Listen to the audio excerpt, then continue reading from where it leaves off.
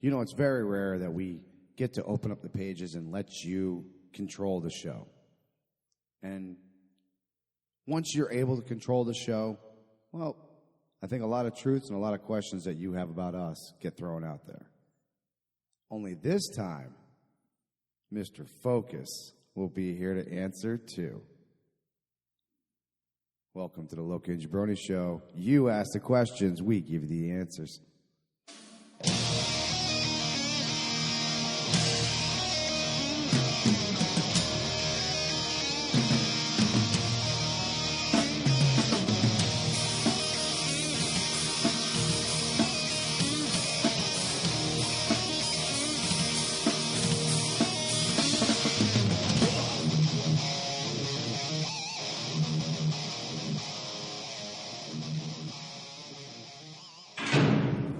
Wise man once said, just when they think they know all the answers, I change the questions. Roddy Piper said that. I agree. And welcome to your episode of the Loki and Jabroni Show. You ask the questions, we give you the answers. No fuss, no muss, no hassle, no horse shit. How the hell are you today? This is Loki, by the way. Yeah. I've met him. I'm Jabroni. And somewhere in his box is Eddie Focus. Mr. Focus. Here I am. He's in the box. Do you have your own fucking gimmick again with the logo and shit?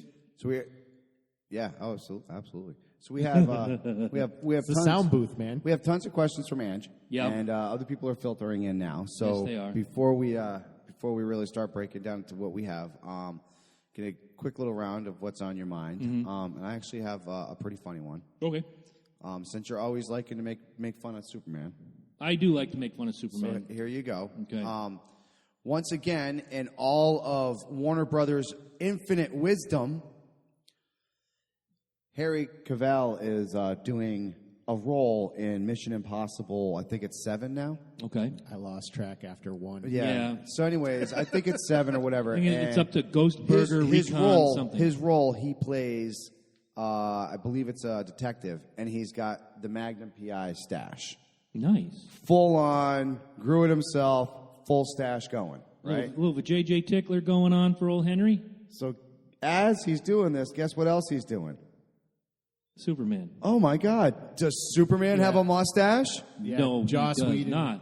Joss Whedon called him in for reshoots, and he still has a mustache, and he can't shave it. Exactly. So guess CGI what? lip. CGI lip. Guess what? Yes, they are doing in all their infinite wisdom. They are blowing $25 million to CGI his fucking mustache out. If that ain't some of the dumbest shit I've ever heard. Okay, listen. I got something for you. All right. If you are fucking Warner Brothers, can you just go? Is it Fox? Does Fox own fucking? It's Warner Brothers. Warner Brothers owns. Well, they have the license for DC. Yeah. Right. But who owns Mission Impossible? Mission Impossible. Mission Impossible? Fox, right? I want to say Fox Searchlight. 20th Century? Is it 20th Century Fox? I don't know. I think it's 20th Century. So Somebody get on the Google machine. So regardless, say you're Warner Brothers. Can't one of these guys be like, yo, hey guys, we have these awesome dudes that can make fucking anything. Can you just give him his porn stash, like, that he could take off every day? Up. You know what I'm saying? Like, and I'll tell you what, for your troubles, we'll give you $5 million. No. In their infinite wisdom, they're going to spend $25 million The question I have... to CG a mustache out. One of those movies is going to end up sucking, and they're going to piss away all that money. That's my theory. Fox ain't blowing away nothing because he's keeping his stash. Paramount Pictures. Paramount. You guys need to CGI some facial hair for that kid sitting next to Jabroni. Yeah, what is up with that? Oh, see? I've already heard the story, guys, so enjoy. All right, so I work with chemicals at work that are considered extremely dangerous, and they've recently done testings on one that we've been within the last 5 years, and they now say that it is harmful long-term exposure for humans. So now I need to get fitted for a gas mask. So that's why I just shaved my face. Now here's the funny part. I can still keep my beard after that. It's going to be uncomfortable as fuck. What is the point of having And see, you and I gas talked mask about with a that beard. before. If you're going to fit your gas mask, it should be to the face you wear every day with the... Right. And I understand you can't get a proper seal because, the facial hair is on there, but, yeah, no. Are you dead yet? I kind of agree.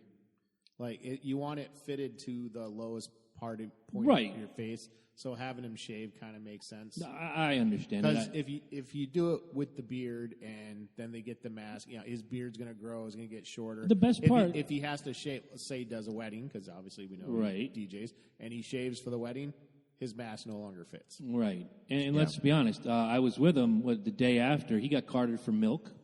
They wouldn't let him buy Skittles. Chocolate milk. They wouldn't let him buy Skittles without an adult. It wasn't even for me. Well, you don't want to be caught with milk anyway. Yeah, No. it wasn't even for me. Milk it was, is, it was for somebody else. a I was tool of the buying it for Nazis. somebody else. I was buying it You for could somebody be else. a Nazi. I was buying it from somebody else. I so was. Yeah. For a friend. Right? It's for a friend. So I thought that was pretty funny. I thought out of, It's you a got- waste of fucking money. It really is a waste of money. That's exactly it. You got all these fucking people starving and all these all these veterans that need fucking homes, and you're going to blow $25 million fucking dollars to seriously take a mustache off of fucking Superman? Yes. That's That's America. That's one of their biggest properties, and No, absolutely. But you can't just work with this other fucking place and be like, dude, really? Like, come on. Like, he's working both movies here. I think there should be something in that. If you're working two movies and one of them specifically asks for a specific type of facial hair, obviously you're Superman. Superman does not have facial hair. No. Never had fucking Never facial has, hair. never will. Never will. I've never seen Superman with fucking facial hair. I've seen him with the long hair, but I've never seen him with fucking That facial mullet hair. was golden back in the day. That was his... that's when he came back to life. Yeah. Yep. Yeah. So They want to know, where did you get the $25 million figure? Was that reported? yes. Okay. Yes. Well, this isn't the first time something like this happened, actually. I was No, I just know. watching a YouTube video about it. I'm, cutting out for some reason. It's because you're unplugging yourself right now. No, I'm, gone. I can hear you. Can you guys hear Eddie? Let us know. Do it now. Do it. Do it now. What are you waiting for? Do it. Could be the headphones dying. Could be. Probably is. 'Cause So, I hear you good. the movie Gladiator? Yeah. And there was an actor in that movie. I'm forgetting the actor's name now. I'm drawing a blank. But he died during production. And he still had, I think 20 minutes worth of film to do. And they spent, about $20 million just to CGI. Yeah, but that's character. Yeah, That's a different story. That's the same thing with Brandon Lee when they did the same thing with him and put the different fucking. They had to finish him. That off. was creative editing. And, Yeah, and no, that was animation that back was then. huge, man. What they did with that back then was insane. And that was before really anybody was CGIing anything. Anything I exactly. think T2 had just come out at that point, and everyone was like, "Wow!" Yeah, exactly. So no, I know. I definitely, I see where you're going with that. I definitely agree. But I mean, it's it just seems so silly to me to just drop that much money when you can really come to negotiations. Especially, like I said, if you have one person doing two different characters, and I'm sorry, but Superman is known. What's going up, Blue Herb? Superman is known for being clean cut. Right. Yep. So you should know, if you're Except for the beginning of the first movie there where he was Wolverine. yeah. I don't know what the fuck that was. You're absolutely right there. I feel like we should be discussing fine Russian literature right now. Well, that can be your something cool if you So, want. so what do you got, my friend? Yeah, hit it, Ed. Oh, man. Something cool went on. Last night, as Jabroni already knows, I was watching a long anticipated debate between a conservative pundit. Scooped it out. What's up, man? A conservative pundit I like, Ben Shapiro, versus I Cenk caught that. Uygur of the Young Turks. And needless to say, it was epic. It was epic. Yeah, the way I you had described people- it just today was you could see how much you enjoyed it. Oh, God. And I am looking forward to watching it on the back end. Well, my good friend Frank, who's clearly on the side of Cenk Uygur, was watching it when I was, and I sent him a meme of Dolph Lundgren. It says if he dies, he dies. But here's the whatever side of the fence you're on, it was a debate. It's how debates should go. Caps, it was Jake, how what's up, it was man? how debates should have happened during the election, and I hope it starts a trend because it got so big the tickets for it and the lines got so big they had to move it from the regular Politicon auditorium to the Civic Center. Wow. That's how big it got. Damn. And you don't get that a lot. I mean, during the presidential debates, but, even a gubernatorial debate, they're in like a little theater or whatnot. The fact that this moved into a large civic center type thing is fantastic. Here's the thing: you had heavyweights from either side, of the left and the right, and they were debating, and it's what they had set the stage up like a presidential debate and everything with podiums. Like they weren't fucking around, and it was good. I mean, I think Ben mopped the floor with him, but I'm sure anybody on the other end would disagree. Well, guys, if you watched this debate or you plan on watching it, send us what you think, man. I would love to hear who thinks who won. Regardless of how you feel about it, if the presidential debates went like this, I don't think we'd have crazy in the office. Quite possibly. Hopefully, we wouldn't have had the killer. We would have both. Yeah. It'd be a tag team fucking presidency. It'd be super crazy. He would have made a good president, but he's Mexican. Yes. You remember Super Yes, Crazy? I do. Props to any of you who knows who he is. One more cool thing. A new show started on network television. It's by it's based on books by Charlene Harris, who did True Blood, or the Sookie Stackhouse novels, Midnight Texas, or something like that. I'd seen something about that. I think it's called. Oh, it's great. I don't think it's going to last because it's on a network, because sci-fi horror doesn't seem to last on a network. Never does, man. So they had that one with the vampires and the werewolves being teamed up against like zombies or some shit like that. I think I caught like 3 episodes of it. Rob was like big time into it, and it literally only lasted 1 season. Oh, was it like Forever Night or something? Something like that. Yeah. Actually, that was syndicated. No, but I know what you're talking about. It was no. It That was started no, that was, network. It was before that. It was after that. It was after that. But I remember Forever Night. That was he was just USA. Aside from Twilight Zone, sci-fi has never really done well on network television. In fact, for all intents purposes, Star Trek was a failed TV show. Yeah, it became huge when it got to syndication and rerun. Well, they got a new Star Trek coming out too. Discovery. Yes. Nice. Yes. It's supposed to premiere. Isn't that supposed to be on Netflix only, right? Well, it's supposed to premiere on the UPN network, but I think they're going to put it on Netflix. I was going to say, I see it on Netflix. Because UPN is not available everywhere. No. Hello? Neither is Spike. I hear you. Fuck Spike. And that's what's on my And then mind. the Godzilla one should be coming out here soon. Nice. That's going to be an anime one, so that's going to be pretty cool. So what do you got, man? Well, I just want to, real quick, end off your episodic television network bullshit. Fuck you and fuck you for getting me back into episodic television. You with the Globe bullshit, and you talking about certain things, and I go out and check it out. Look how angry he gets when he's happy. He does. He's happy Even about being good happy television. makes him angry. He's so angry. No, but you know why? I'll give you less bullshit because it's Netflix. It's on demand. You can watch 6 in a row and say, "Well, I'll go to bed and I'll get the other 6 tomorrow or whatever." But when you got me back into wrestling, you dirtbag cocksucker, Yep. and I'm enjoying it. Don't get me wrong. I started enjoying this show on Tuesday nights when SmackDown ended, called Shooter, based on the movie by Mark Wahlberg. This one has Ryan Phillippe in the main character. That first series got me, man. And now it's starting all over again. And I got to be to work like you at the crack of dawn, only 1 day a week for me. But cripes, I'm up till 11:30 watching this show. Like, I can't go to sleep. This can't end. This can't end right now. And Angela hates it. I think she likes the show. She just hates that I'm so into it. You know what? This What's on Your Mind segment might as well be about television, because I just finally watched the last episode of Pretty Little Liars, and I'm fucking pissed. That was dumb. I don't know what's worse. It's a good show. Fuck. I'm sure it is. I've heard a lot about it, actually. Yeah, the way they ended it, though, was it was like a cheesy cop-out ending. You know, like... All right. I don't want to give it away, but... Yeah, please don't. We might have viewers. You know what's on my mind? I might want to watch that. Right?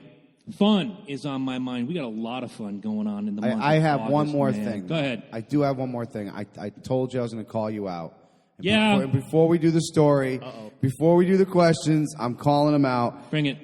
So he had this hat on.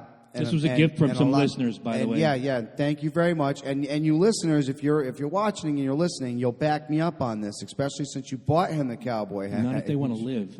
What? If you pass on your cowboy hat, that is a sign that you will be sleeping with that person that has had that hat. Now, we gave him a pass because he used it to better half the Loki and Jabroni show. He did. He put it on the show and everything else. Right. However, I explained to him that the cowboy hat is exactly that. The cowboy hat goes onto a head. You need to retrieve the head. Therefore, the boots will be underneath her bed. Though. That Got face, it? though. You know what I mean? And some of you guys have seen the pictures. Everybody and their mom wore that hat. And it's not like 2 times I did. One for Brodus Clay, our friend Jared, and one for the little old guy who was celebrating a birthday.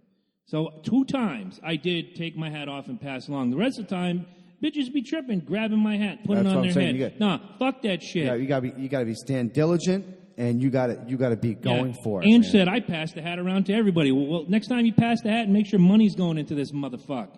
Bitches be tripping, and there was tripping bitches that night everywhere. There was. Not going to talk about it. I don't need Ange tripping herself out because she tripped the moment we walked in, and we'll tell that story after the fact. August is like fun month for us, and that's what's on my mind. I want to start with the most recent one. Is going to be next Monday, August 7th, live here on the Loki and Jabroni Show. Go out and find cheesebeerfood.com. All one word. Look, Ed's doing a little dance. He is excited. I'm excited. Show them the dance.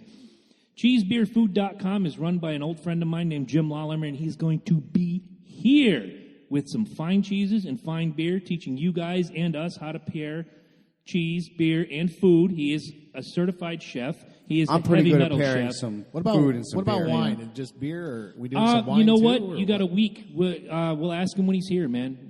I think he knows a little about wine. I know when That's what I think of with cheese. I think wine. When it comes to beer, there are 2 names in this state that I would go to, and Jim is one of them, so I'm looking very forward to having him here. Plus, he's going to have his children, and Emma will be here. They all know each other for years, and I want to give 5 minutes to his youngest daughter. Her name's Darby, little special needs girl, but you wouldn't know it talking to her. This girl is smart as a whip, and she will have you on your ass pissing yourself laughing. She is that fucking cool. And she's a trip, and I love her to death. But that's fun number 1. Right. Fun number 2 comes the week after on August 14th. I am in the works, and we are going to get him on the phone for his upcoming fight. Blair the Bull Shark Tugman is going to join us again. Yes. And he is going to be on the Spike TV feed, live on your television, August 25th. The show starts at 8. Watch Blair whip some ass. He's our boy. He should be your boy, too. He's good peeps. Yeah, good absolutely. One of the great. He wants us to go golfing, and I told him I'm the happy I told him Gilmore. I'd be I more just than saw happy to go. that he golfs and everything. Yeah. I was like, wow. He's multi-fucking talented. And if we took him to Six Flags, if we got him lifts in his shoes, he could go on the big kid rides. I don't know if he could though. You ever notice that? I don't know. That would be pretty. You ever notice like some of the most hardcore like athletes that are the boxing, the fighters, whatever?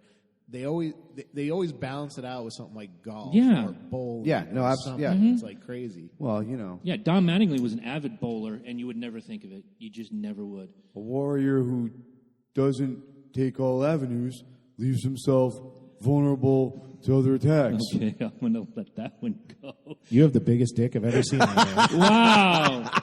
Anyway. At least you know what movie I was Right? talking Let's move from the about. 14th. Of course, Brandon Lee's greatest besides Right. Crow. Yes. Let's yes. move to August 20th. Just confirmed over the weekend. We are hosting the Summer Slam Party at The Deck. That is 359 Boston Post Road in Westbrook, Connecticut. The best sports bar, in my opinion, bar none. We're about to gonna find At least it is now. Right, and we're going to be there. The pay-per-view starts at 7. We're going to be there at around 5. We're going to have some raffles. We're going to do some SummerSlam trivia that could earn you a gift certificate to The Deck so you can go back and have some fun when there's not SummerSlam. And folks, I Lady present J to on you Twitter, what's going on? I present to you the 72 Ford, drinking Mark game. in the house. What's up, guys? Thank you for joining. every time WWE shuts down our feed, you have to drink That's at right. home. Yes. I want to give a shout-out real quick. He's on the feed now. Is my friend Louie, my Tostito for life, brother. We're going to see you there. Louie's a bouncer at The I Deck. want some Tostitos. I used to, no, not like that. That's our gang. Tostados? No, Tostitos. I That's like our gang. Tostitos with lime? Oh, Yes, sometimes lime. tostadas. Most of the time lime. Yeah. Chimichanga? The big Tostitos will be in the house. The big Tostitos. We're going to have gimmicks galore. I'm bringing the bucket of gimmicks. We're bringing the whole shebang. We'll have all kinds of stuff. We have will all kinds of probably goodies, live yes. stream until the show starts, and it'll be in-house, I think. I think we want to save for the money-paying people. Again, raffles, giveaways. We're going to have fun, trivia. Yeah, it's gonna be Let's all get it kinds of done. stuff. 6 days later, we're at Pistol Pete's on Stonington Road in Norwich for the Party with Marty Jannetty, and Al Snow. Al The fucking snowman will be there. And the rumor has it he is bringing Head. Yes, I want to he is meet bringing Head. Head is awesome. She was the best part of that team. I never turned down some Head. I know. I love that theme song. What does everybody want? Head. And that's that. This is And the era of Attitude, huh? Yes. Yes. Yeah. That was Yes. the good shit. My friend the Alan had music- the Got Head It was just t-shirt. like cheesy ass music. Oh, it was great. It was great. So, yeah, Eric B. Mitchell, I don't give a fuck what you're doing that night. Get your ass down to the deck, man. That's the 20th. The Party with Marty's the 26th. Al Snow is doing a signing the 27th at Foxwoods in conjunction with Connor Promotions. We may or may not be there. Not sure yet. Don't know. Work schedules are fucking crazy with us on Sundays every other week. So we'll let you know. But we are definitely going to be at the deck. We are definitely going to be at the Party with Marty. We're going to have a good time. August is the summer of fun for the Loki and Jabroni show. Get your ass out. Support the show. Support the deck. Yes. Support Pistol Pete's and Connor Promotions. Support cheesebeerfood.com. Go out and check out Jim's blog before he gets here next week. If you got questions about beer, cheese, food, anything, pairings, cooking, that's the guy to ask, the heavy metal chef, Jim Lollimer. And that's what's on my mind this week. Awesome. And good whiskey, man. See, I'm turning you into me slowly. No. It's beautiful. Really? How's your IPA? It's tasty, actually. How's your apple whiskey? I like it. All right, just checking. A little further. What, like I had some delicious Vice the other day. 2 out of 55,000 things that make you aren't bad. But they're two of the biggest things, man. Come on. It's not like I'm asking you to clip your toenails in bed, you know? Come on. Aren't you worried about one of them going up your ass crack when you sleep at night? Like, Absolutely not. you're like, I got toenail on my ass crack. All right, so we are Shit going happens. to Where's be, that trigger button? Oh, not we yet. are going to be going live right now with your questions. So go ahead, load them in there, get them on there. Let me retweet. That's a good idea. All right, retweet that. I'm just gonna start picking them at random until we get some on the feed. We had one particular listener send in about 8,472 questions. So here we go. I'll start with the easiest one. Who wins Super Bowl 52 in 2018? Duh, Minnesota Vikings. I'm going to say the Atlanta Falcons, and fuck say whatever New he has to England say. Patriots. Exactly. I saw that coming. Come on, guys. Why would anybody ask a question like that? I know, because you know there's going to be three different answers, and nobody's going to agree. Yeah, like one of us is going to be like, well, don't forget, it is it's going in to be the Viking Miami Stadium. Dolphins. It is going to be in It is Minnesota going to be this in year. Minnesota this year. So, Right. yeah. Now, this one's a double-ended question. I actually had to get confirmation on this to see which way they wanted to go. This could be your romantic partner in your life, or Eli this could- Manning and Banana. Wrong. This could be the romantic partner in your life, or this could be you and I talking about each other. Knowing your partners the way you do, what career do you think they'd be fantastic at, and why? Oh, I think they mean partners here. Oh no, I did clarify. It could be either. Oh, okay. So we can answer it Okay. different ways. I'm going to take partners here. Okay. And sports broadcaster for you. Thank you. And for Ed, like, it's got to be like, I could just see like a marketing firm, but like not to the point where it's like straight marketing. It's all about like imaging and shit, and you just be running people, and they'd be running around like they're chickens with their heads cut off, and like screaming and yelling at it. Oh, get Wow. it done, get it done. That's Nice. You want to take the next one? You want to? I'll wait for him to finish laughing. You want to take the next answer? Thanks, Loki. You're welcome. Oh God, I actually could see Chris as like a Morton Downey Jr. type. Nice. Do I have to smoke, or can I have my spit bottle? You can have your own vice. Yeah, all right. Cool. Ed should be a tax collector. There you go. I'd be using a lot of sick time. Oh my God, that's the best. Thank you. Let's see, Mike. I could see. You know, we only have 2 hours of this shit. I could see Mike as like a really big shot event coordinator or manager of like a upper class club or something like that. I'll do that. Yeah, I can go with that.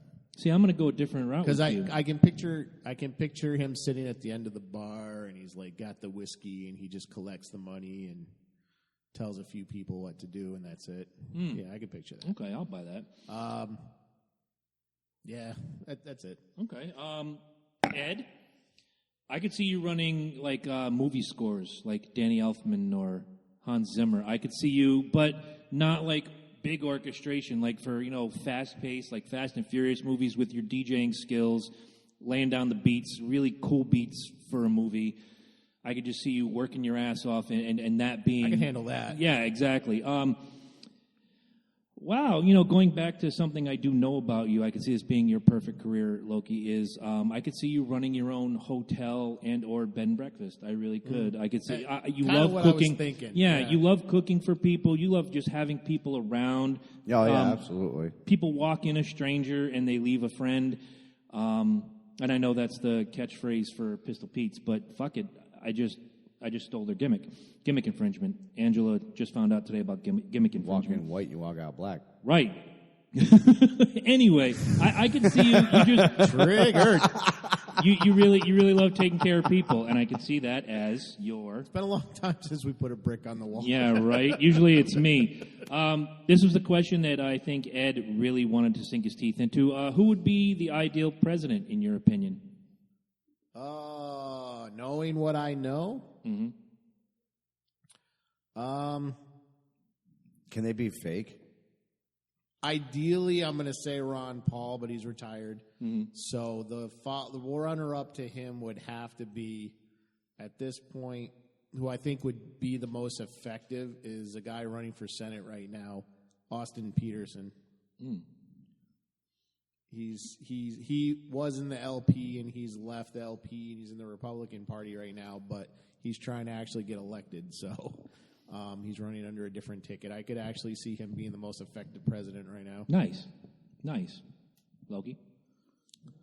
Lex Luthor. Okay. Didn't he run for president once? He won. Did he? I didn't. was president. Again, I He didn't read a was. lot of Superman, so. He was, and he was an awesome president. That Nice. If you read the World's Finest comics with Batman and Superman, a lot of it was initiated because Lex Luthor became president. Wow. All right. I've said it before, and I'll say it again. For me, it's down to Jesse Ventura or Henry Rollins. I want no bullshit. I want someone's just going to come out, unlike the current President Fuckknuckle, who says If I had to pick somebody who was like real, then yeah, I would do Henry Rollins. Okay. I just want someone that is not. It's your turn. Is not in bed with big business, who's not in bed with, special interest. They actually care about the well-being of the people in this country. Ventura being a former Navy vet and just a former mayor of his hometown in Brooklyn Park, Minnesota, and then the governor of Minnesota. I've never talked to anybody from Minnesota who said Ventura did a bad job. Rollins, that's just the kick in the ass the country needs. Yes, it would be great to have a fucking angry, curmudgeonly, tattooed president. If I can't do it, it'll be Henry Rollins. Yeah, and I it's agree. that fucking I simple. do agree. I do agree because Henry Rollins is, like I said, I like Henry Rollins as far as a person. I like his ideals. I like the way that he portrays himself and the way that he comes off. Right. So, I don't think I think he'd be one of those ones that would be like questions things not only for himself but for the people as well, and then he gets the answers that we want. Oh yeah. Okay, so let me find another one. Any live feed yet? I don't have any questions on the live feed yet. You guys, if you have questions, get them in. I only have so many of these written down on the paper. I have all of them, actually, written down on the paper. Let's see. Name the most memorable thing you have seen or heard, and you actually had to say, what the actual fuck? Ooh, I like that one. Okay. Besides recently, where I went live and I showed everybody that whole Hartford thing, I don't think I'd ever been a part of that. Yeah, that was nuts. Which, actually, no, I think that would kind of be my what the actual fuck. Because we had the officer come in. I literally had him go around and he had to chill with us for a couple hours and we literally had the whole street on lockdown. Like literally fucking the whole street was on lockdown. We literally had to lock down our factory, everything. Like wow. Nobody could leave, nobody was coming in. We had 2 officers out front. One was with me the whole freaking time. Like it really did make me say what the actual fuck. And then we found out that it was a gentleman. I will say the word gentleman, because I don't want to piss anybody off right now, but we all know the whole story behind it. had an AR-15 and laced up a person that owed him money, and not only killed him but the child in there as well. Oh. So, yeah, and then he proceeded to get away with a getaway car. They caught the driver. They didn't find him. He took off on foot, and they had him right across us by Shepherd Steel, which is right across from Unitex, which they were like... Did they get the weapon, or do you have the weapon with him? He had the weapon with him. Ugh. Oh, don't get rid of the weapon. Let's just carry that motherfucker. Oh, absolutely, because... World's Dumbest Criminals, Volume 18. You don't know if you have to shoot somebody else, you know what I'm saying? Like, right. You got to put somebody down. Put them down like a rabid animal, man. That's how it's got to be. What's up, Lee? Great to see you on the feed. So, I would have to say that would be my what the actual fuck. Number one, because I've seen the shit on TV, and I've never actually been that close to something like that. Who's to say that guy just wasn't stupid and could have just like walked across the street and said, "Fuck, there's a whole factory full of people over here. Let me just hold them up for a fucking hostage or whatever, and just fucking shoot the place up." You don't know. You never know. So yeah, to see something like that, yeah, I would have to say that would be what the actual fuck. Right. Plus to find out what he did after, yeah, when you find out after the fact that some bullshittery went on like that, I'm just gonna do it. Horse shit. Ed, you want to tackle this question? What's the full question? The full question is: name the most memorable time you've seen or heard something that you actually had to say out loud. What the actual fuck? Smith, real quick. All right, call Mama Smith. Killing me. Get your camera ready, because I'm going to the fridge. Killing me, Mama Smith. It would probably have to be the sentencing for the 6 guys that jumped my friend. That was definitely what the actual fuck. Yeah, that was... 35 years for 2 of them, 15 each for 2 of them, and 5 for the rest. And I think a couple of them are getting out in October. Yeah, I did read that somewhere. I think you shared that link. That's my what the actual fuck. It's like, okay, there's people in prison for doing less, doing more time. Oh, yeah. Like the marijuana laws. I think you and I both watched the same documentary where people are getting sent up for weed for ridiculous amounts of time. And like you said, these guys jumped your friend and killed him, and they got basically slaps on the wrist. It's fucking... It's ridiculous. Mine's kind of a funny moment.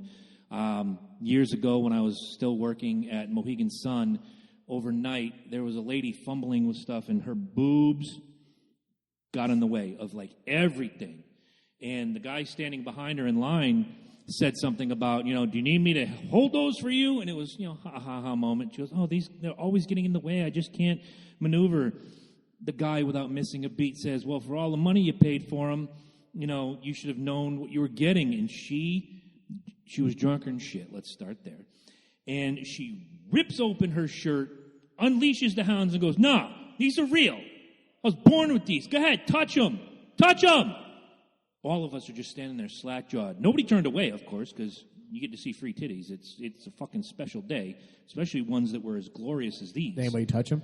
No. The guy was like, no, my wife and this and that. And the third, she goes, "Nah, seriously, touch them." I would have jumped in with like, "And now, the first annual Hunger Games."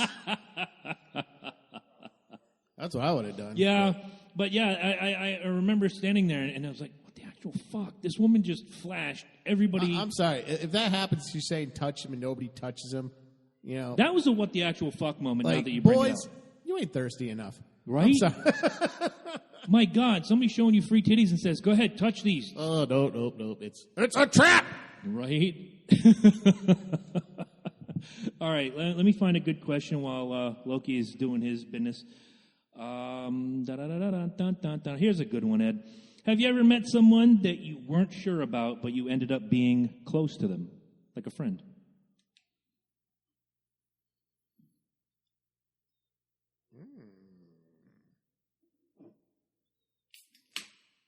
Hashtag Miller time.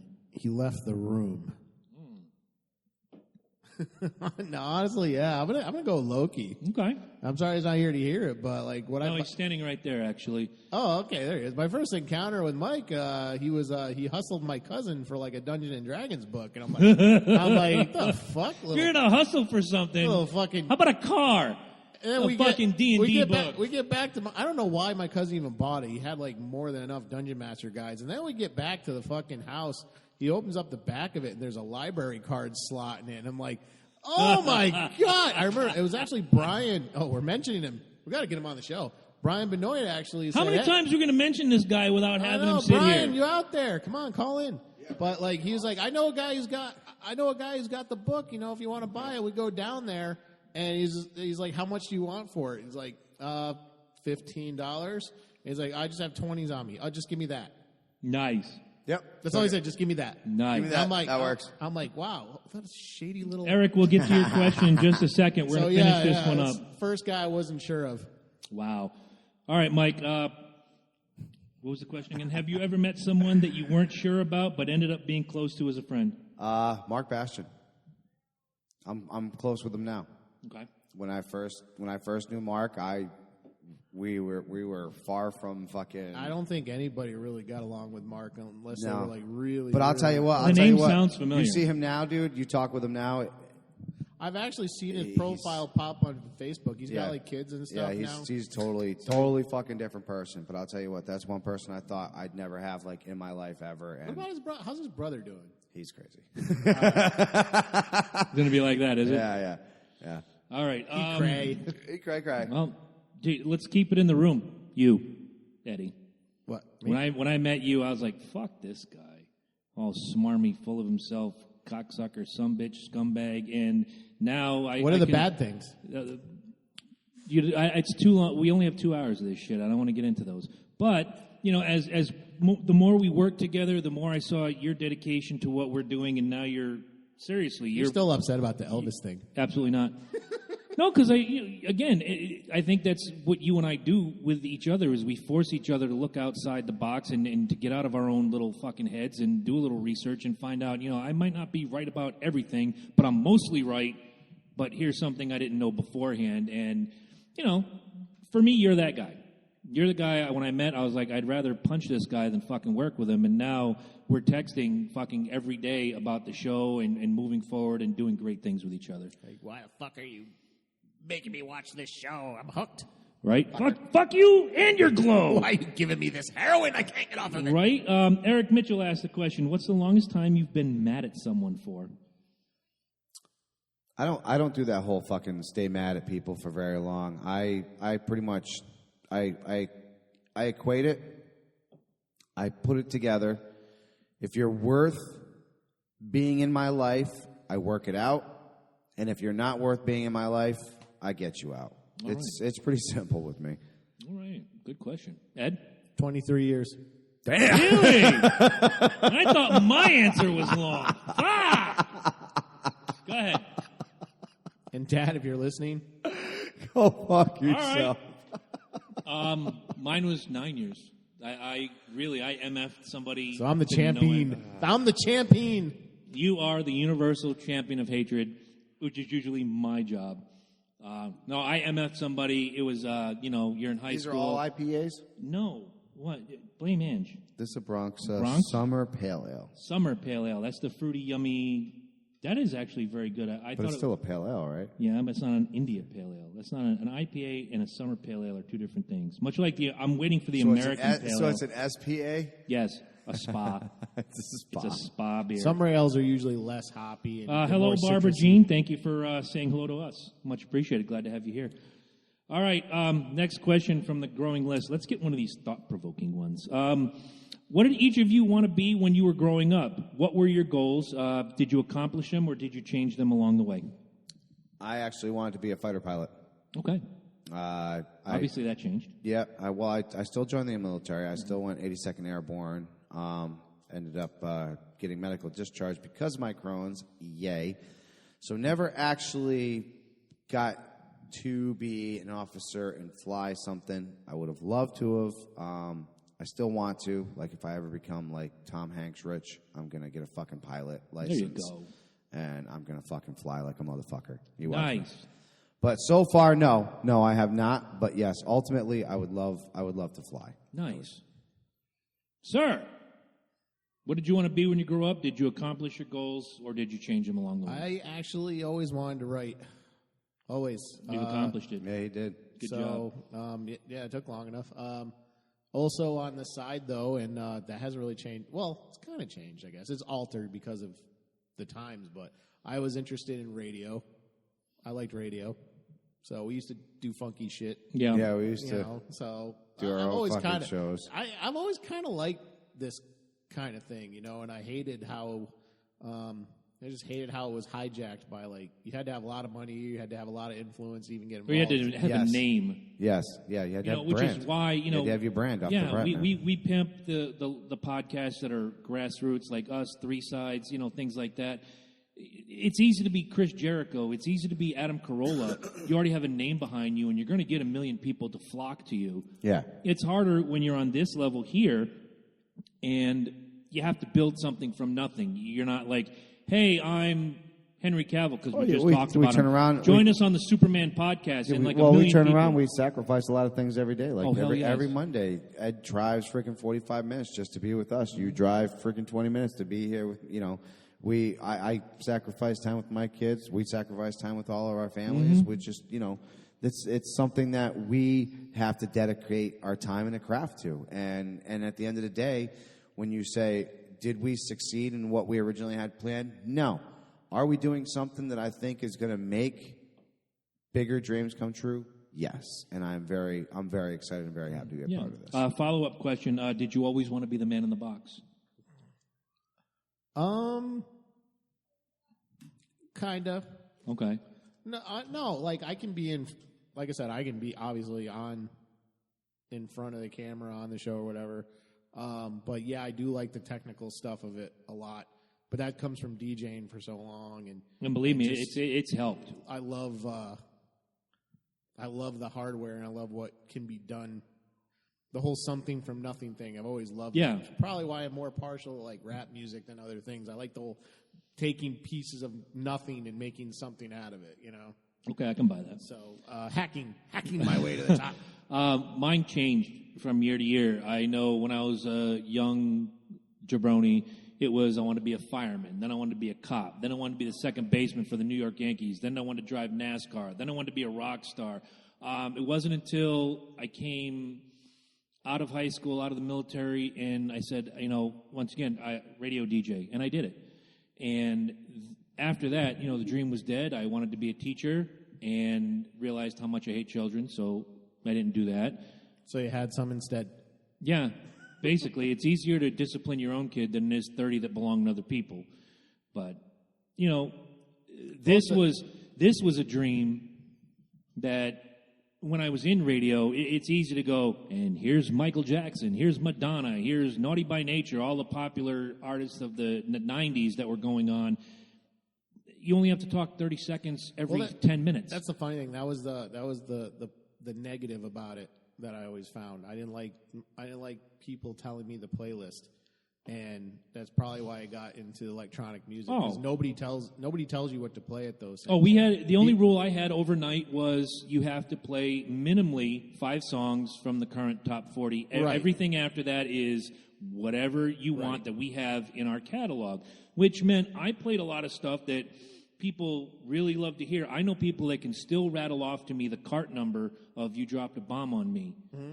I can still have people that will rattle off the number for Kiss Forever, because you pick up the phone and you announce, you answer the phone for your radio station, and it's usually one of my friends would say 817. I'm like, I gotcha. Click. It's funny because it's interesting you say that you rattle off the card number, but one of the things that I think it's kind of lost because not a lot of DJs are playing with vinyl records anymore. One of the coolest things when you went to a show or something is they pull out these records. The box of records. All you saw was the color of the record. You're like, oh, what's he going to play? Yeah, right.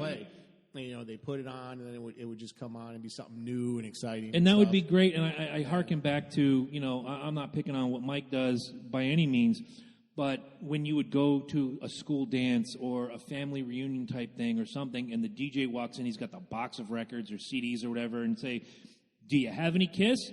Well, here, look through my box of records, and you're and before you even get to the artist you're looking for, you're like, oh shit, this is cool. I'm going to buy this. And, oh wait, and this one too, and everything was just a new adventure.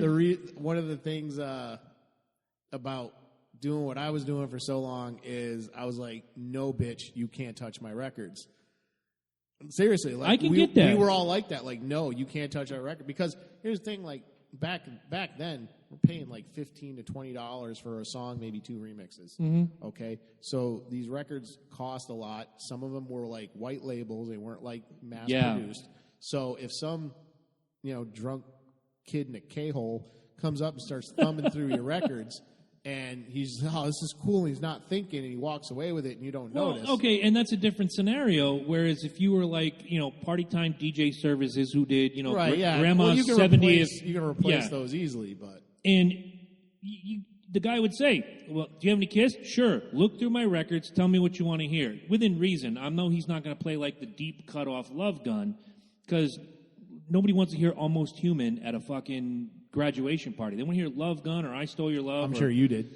No, it's not one of my faves, but it is what it is.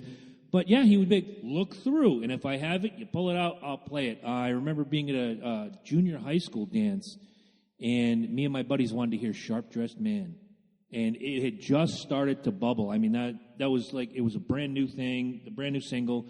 And we didn't know if he had it. It was like, do you guys have Sharp Dressed Man? He goes, go through the records. Man, I don't know what I have. I just buy them and put them in the box. And we did, and we rifled through, and there it was, ZZ Top, Eliminator. And he not only did he play Sharp Dressed Man, he let it roll into the next tune, which was Got Me Under Pressure, which is one of my favorite ZZ Top tunes of all time. It was just fun. Yeah. Comment from the Peanut Gallery. I was just saying no one listens to the whole album anymore. It's all a la carte. I'll agree with that in part because there are still some jackasses like myself, probably like you. If you are going to drop money on a CD... Yeah, I'm going to buy the whole album. Yeah. Shaman's Harvest new record just dropped last Friday. I had a friend pick one up for me. I'm going to get it tomorrow. I'm going to do like a little video review later in the week. Here's the thing. I want to hear the whole thing. thing. I'm going to counter that a little bit to say people are still buying albums because you hear about these guys going platinum and stuff. You don't do that unless you buy the whole album. They have to buy the whole album. Right. For it to Hello, count. Chris Hood. Great to see you on the feed. Yeah, so welcome. People are still getting the albums. Yeah, and part of that to me is, if I'm into something, a band, and let's just say, because we're talking about music here, it's not like you buy a book and read 4 chapters. You want the whole fucking thing. And I'm certainly not going to buy a disc by a band that I like or one that I see, like when I go to these club shows. When we saw Shaman's Harvest and interviewed them last January, episode 42. Go back in the archives and find it.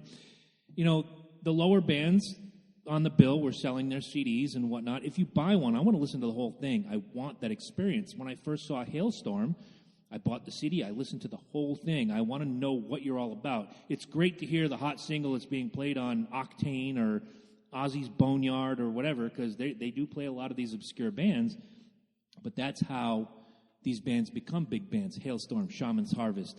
You could throw, what the fuck is their name? They're big now, but they weren't shit years ago, and I saw them at Loca Bazooka.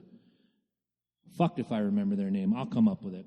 Artists don't get credit if you only buy 1 or 2 tracks. The single does, and that'll move it up the charts, which is why it's always been a single-driven business. It doesn't count for the overall album sales. Well, no.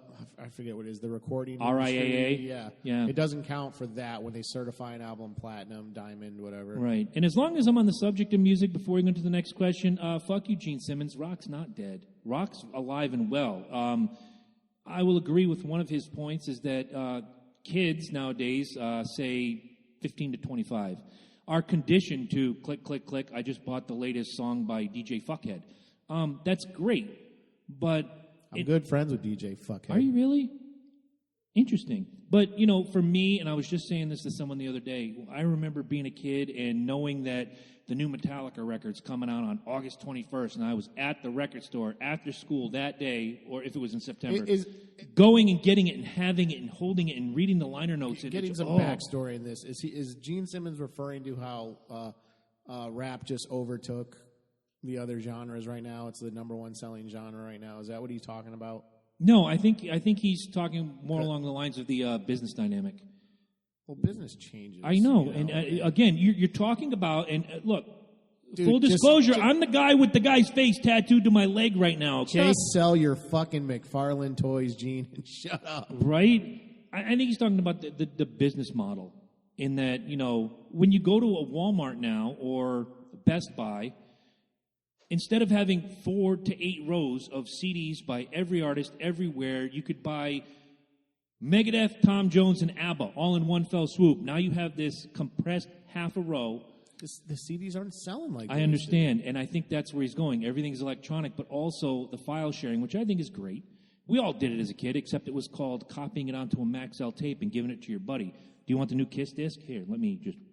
Well, that wasn't a perfect copy, though. That's the argument. I agree with that. But you still had it. Yeah. And at the same time, that's $10 that kid didn't spend, which means $1.60 didn't go back to the artist. Most of them eventually they did. Oh, yeah, because they wore out their fucking Maxell tape, and they're like, oh, shit, I need this copy of Hall & Oates, and I need to go get it and fill your collection. And I get it. Eric Askew just... first comment. DJ Fuckhead is Cletus's favorite DJ. Metallica sucks. Interesting. I agree with Chris. Love the whole album. Enjoy memorizing the tracks and how they work together. Some albums, like Lateralis by Tool, by the way, are made to have you listen to the songs the way they're set up on the album. Lee says the last tape I copied for someone was Kiss Revenge. Shout out to mixtapes. Blake Tugman's in the house. Eric Askew's in the house. Welcome, guys. We may as well get to the next question. What was the greatest, most tragic? These are like 3 separate, so I don't know if we have to answer all 3. You just pick one. What was the greatest, most tragic, or most sensationalized crime so far in the 21st century? In the 21st, 21st century. Oh, God. You go first. I got to think on this. All right. I can already answer mine. Every day, everywhere in America, an angry girlfriend or an angry boyfriend kills somebody, and it's not front page news. It's not national news. The Jodi Arias case, as much as I was glued to it for years, watching everything unfold, that was probably the most sensationalized crime. Even beyond Stephen Avery, even beyond some of the, Stephen Avery happened late 90s. The original, and then he got out in 2004, and within a year he's back in jail. Sure? I thought it was... Somebody hit the Google machine. Stephen Avery. One was the Teresa Hallback gimmick. It was Halloween, I want to say 2005. Somebody Google it quick. Ed's on the Google machine. Forget it. I honestly think that Stephen Avery took a long time to get to the public forefront. Jodi Arias was in your face every night. CNN, HLN, True TV, which used to be Court TV, it was everywhere. You could not get away from Jodi Arias. You knew who the players were. You knew who Travis Alexander was. You knew Jodi drove from Yuma, California to Mesa, Arizona just to kill this motherfucker. And God bless Travis and his family. I still think that the jury got the sentencing wrong. I think she should have gotten death. But instead, she's got life in prison. You're right, 2005. Okay. And again, once again, see, that's what we do. That's what Ed and I do. That's why I thought it was because watching that documentary, all the old style video and the Lee just came in with Casey Anthony. That's another good one. I mean, you can go back even into the 90s to Susan Smith, where she rolls her car into the lake and kills her 2 kids. John Benet Ramsey. You can look at these and say, why is this front page news, but the little girl who got killed 2 towns over from us very violently isn't headline news? Why are certain cases so sexy and certain cases are just swept under the rug? We hear about Richard Kuklinski back in the 90s and the 80s, but we don't hear about Michael Ross on a national level. Seriously. Now that I'm thinking about it, the most sensationalized was probably Sandy Hook. Really? I'll think, yeah, because everybody used Sandy Hook to facilitate their political standing. Okay. And it just became a hotbed topic. Okay. Aside from that, obviously 9/11 is a big one. Yeah. Huge crime. When you break it down, it's a crime. Yeah. Depending on, and no matter what side of the fence you sit on, and look, people think it's an inside job. People think it was, the Saudis. People think it was this group, that group, Al Qaeda, it was whatever. Murder. Regardless of what happened. Mass murder at its right. worst form. 3,000 people are dead. Right. So, yeah, I mean, Military deaths, Lee says, are swept under the rug every day. Same. Why is Pat Tillman, other than being a former NFL star, more important than, say, Lee, don't ask Jesse Ventura. Lee had a friend. He became my friend, too, and he was killed in action overseas. And I didn't see it on CNN. I didn't see it in the papers. Why is Pat Tillman more important than Frankie was? I just don't know. I've had enough of this hat. So, guys, I will bring this to the SummerSlam party. Throw money into it. Let's put the Kevin Harvick lid back on. I mean, on the military deaths, I'm. Can you hit the button? Yes. I want to play devil's advocate. Uh-oh.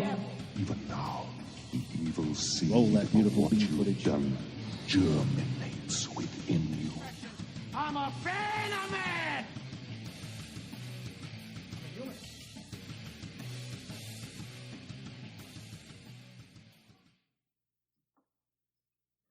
Anyway, with the military deaths, I think a lot of the times when they don't make like huge deals about it, is usually out of respect for the families, because you got these groups like the Westboro Baptist Church, you got the fucking just some half-crazed anti-war people that can't separate the policy from the people, you know. So a lot of times these guys, you know, their families get doxxed, they get harassed, you know. People drive by, throw eggs at their house, call them baby killers, you know.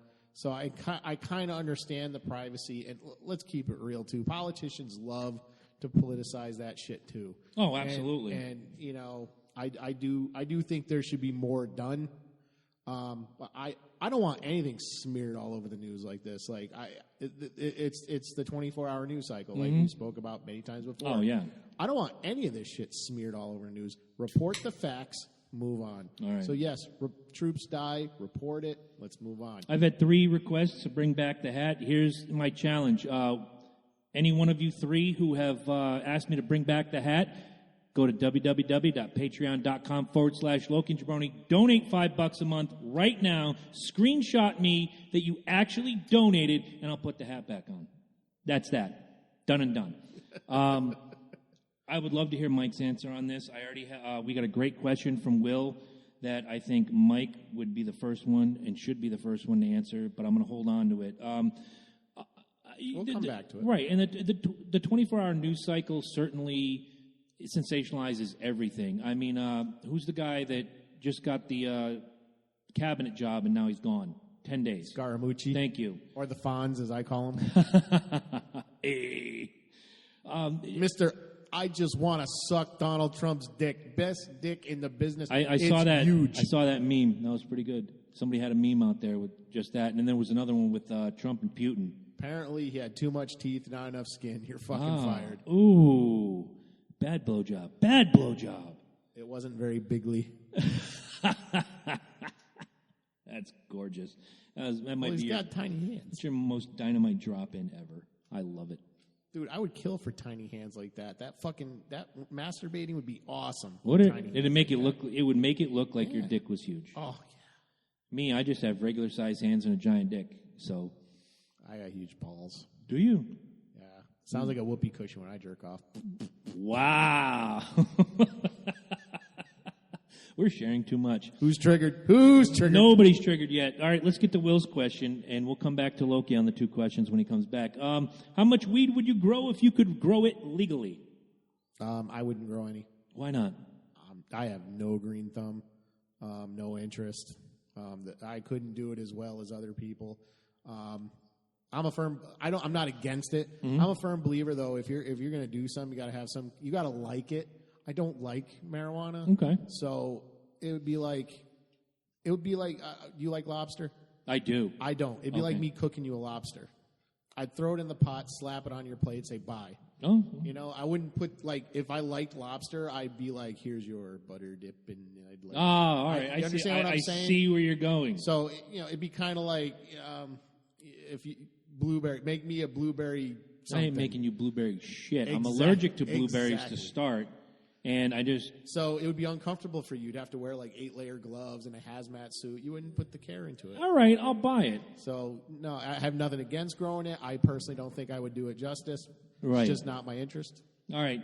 You want to start with question 2 or question 1? I want to start with fucking circumcisions and fucking cutting people's balls off all across America. Right! I love it. There was a judge that was trying to do that. Yeah, Okay, chemical question castration. Question 1. In your opinion, what was the most... Oh, shit, where'd the question go? I just had it. It was after the crime. Yeah, it was the crime one. Then the one after it. What was the greatest or most tragic or most sensationalized crime so far in the 21st century?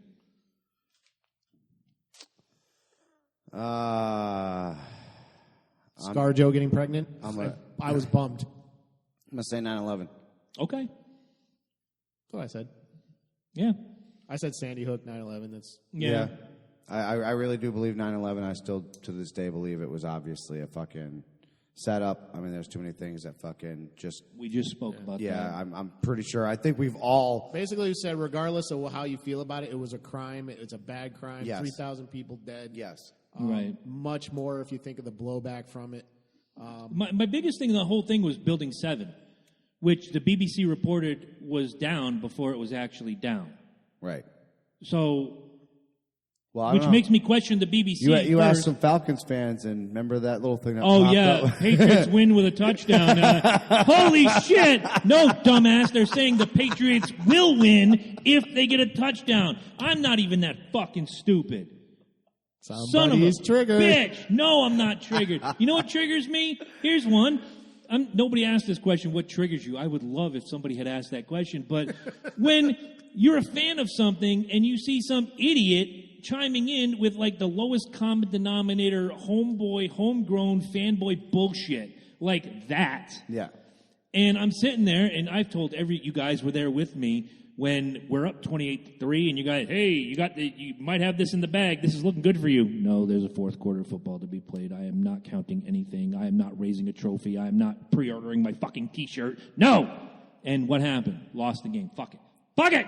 Eric just asked, what triggers you guys? That'll be the next question. The second question was from Will. He said, how much weed would you grow if you could grow it legally? I haven't even answered that question. Well, since you can grow 9 plants legally, as long as they're not within the sight of any of your neighbors or the off-street parking, all 9 plants. I'd buy up acres. What if there's no restrictions? Yeah, There's no no restrictions. If you could just grow as much as you want legally. Hello, Stacy. Old Mick Smith had a farm. Yeah. And on this farm, he grew some weed. And with all those fan leaves, I'd make some butter for y'all, and you can come by and get some cookies. I swear to God, There you go. he'll get overalls. He'll be chewing on straw. He'll be I barefoot would. I all would the time. not. I'd He'd be, have Cletus I'd over be chewing every on a week. fucking big old hemp leaf. Be like a fucking fan leaf out there. How Y'all do I want really some of feel? that? Nice job, Lee. Yo. Nice job. How do I really feel? In all the cupboards filled with Cheetos. Yeah, it would be. Yeah. Hot Cheeto breath. Cheetos, Doritos. Hot Cheeto. Lame. Are you lonely Hot sitting in a Cheetos. beanbag chair eating Cheetos right now? Are you lonely? That's an actual text message I sent to him tonight? earlier in the week. Yes. Full disclosure. All right, let's get to Eric's question. Whoa. You didn't answer the Oh, weed yeah. question. I didn't answer the weed question. Yeah, well, how would you grow it? As much as I'd like I to see humanly you try to could. weed. Yeah. I don't know. I'd be over at your house every day. I'm not Mike, AD it's dying. I don't no, it's have- supposed to do that. I'm not ADHD. When I focus on something, I am on it. I am there. I am 100%. So if I took the time and the effort to grow weed, it would be as far as the eye could see. As much land as I had, and once I made more money, I'd appropriate more land. I'd go with that, what they did in New London, eminent domain. My weed is going to grow into your yard. Get the fuck out. I'd plow your house. I'd Yep. grow more weed. And as it went, I would just it'd be like Weed Town. And I'd sell it and make money and help people cure their glaucoma and their Crohn's. And I don't smoke weed a lot. Maybe once or twice a year will I take a little puff, and it's usually with this guy. But I just went to go puff, otherwise I was going to kill some fucking kids. yeah, and like Lee said, it is a lot of work. A friend of his grew it for a while, and Oh, yeah. I know people without divulging and getting anybody in trouble. I know people that do it, and it's a lot of freaking work. But the risk is worth the reward, I think. Well, that, and at the end of the day, it's how much you pay for it. It's one of the most expensive drugs out. You really think about? It's not a drug. It's a fucking plant. No, I agree. No. I agree. But right now, it is still a drug. In most states, it is very much illegal. People will very much go to fucking jail for a plant. Right. It is very much illegal.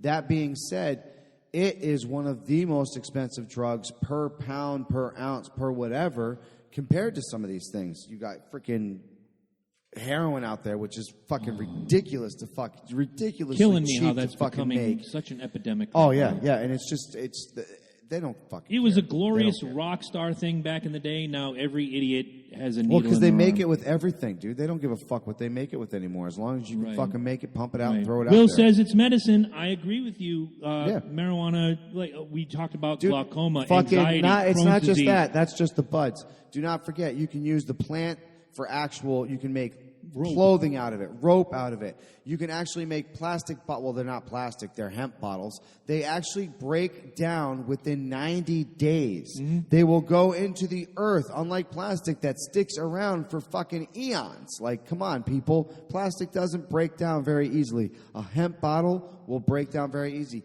As a matter of fact, a lot of people don't realize this. Your Dasani bottle waters actually are made out of plant material. Yes, they are. It says it right on 70% the- of them are actually made out of them. There's another company called Nirvana, and Nirvana tells you that 30% of them are made from Kurt Cobain hemp. was murdered.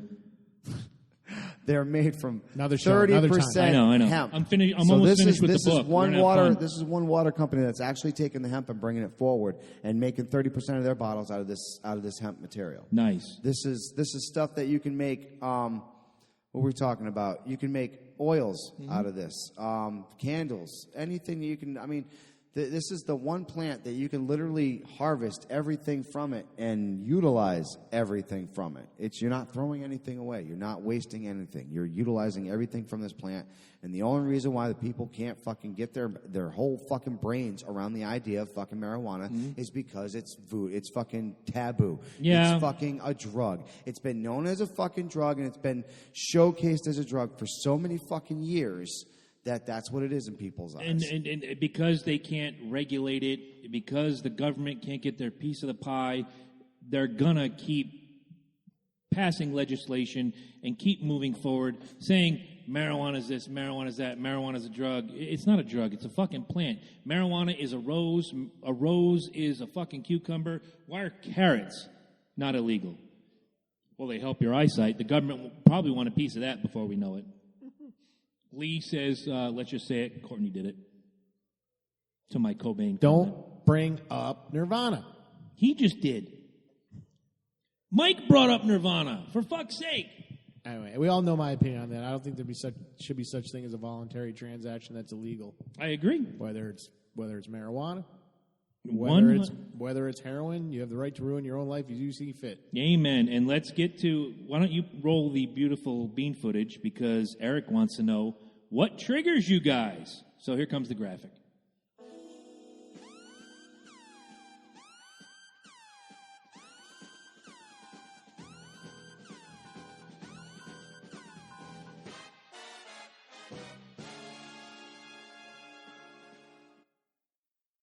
What triggers him? Yeah, I'm figuring that out real fucking quick.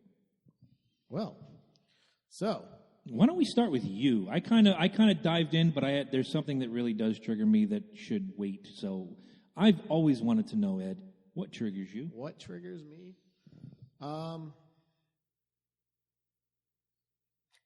Silence triggers me. That's what's killing me. We're a podcast, dude. Broadcast radio. Let's get it on. Honestly, the only thing that really triggers me at this point is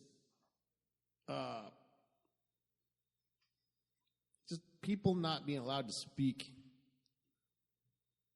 How so? Like, somebody's talking, and if they say something they don't like, a bunch of people shout, scream at them. You know, the whole punching Nazi things going around. And Is that on a like a personal public type debate? Any Or is that level, like any internet level, you know, internet bullshit?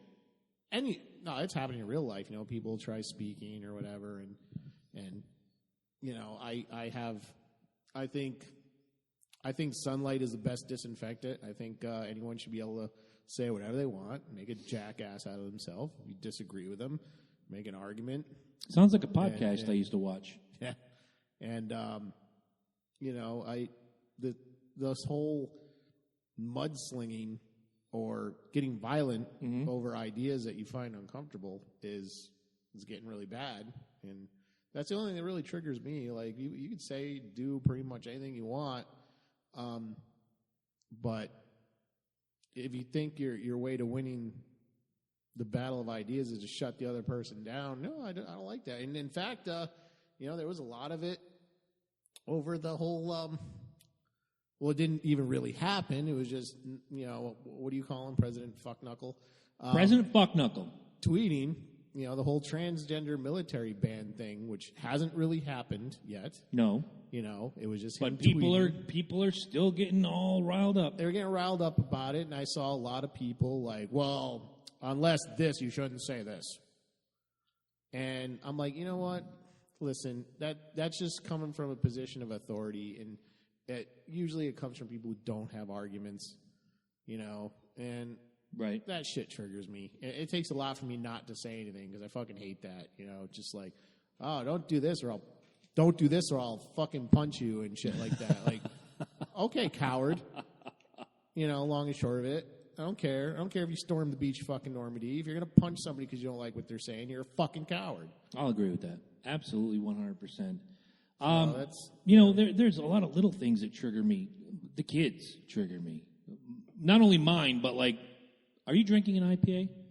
I grab whatever's in there. That's tasty as fuck, isn't it? That's good shit. That's not bad. I'm going top shelf next. I'm going to get the American Pale Ale. That's going to be some good shit. Don't forget, next week, let me read that off to you before I get into my trigger. Cheesebeerfood.com, all one word, is your destination. Go find Jim Lalamere's blog. The Heavy Metal Chef will be in the house right here between Loki and I next week. Beer, cheese, food. He's going to pair it all for you. He's going to help send in your questions. We're going to have fun and be here live for that. No, the kids trigger me with their abject stupidity every fucking day.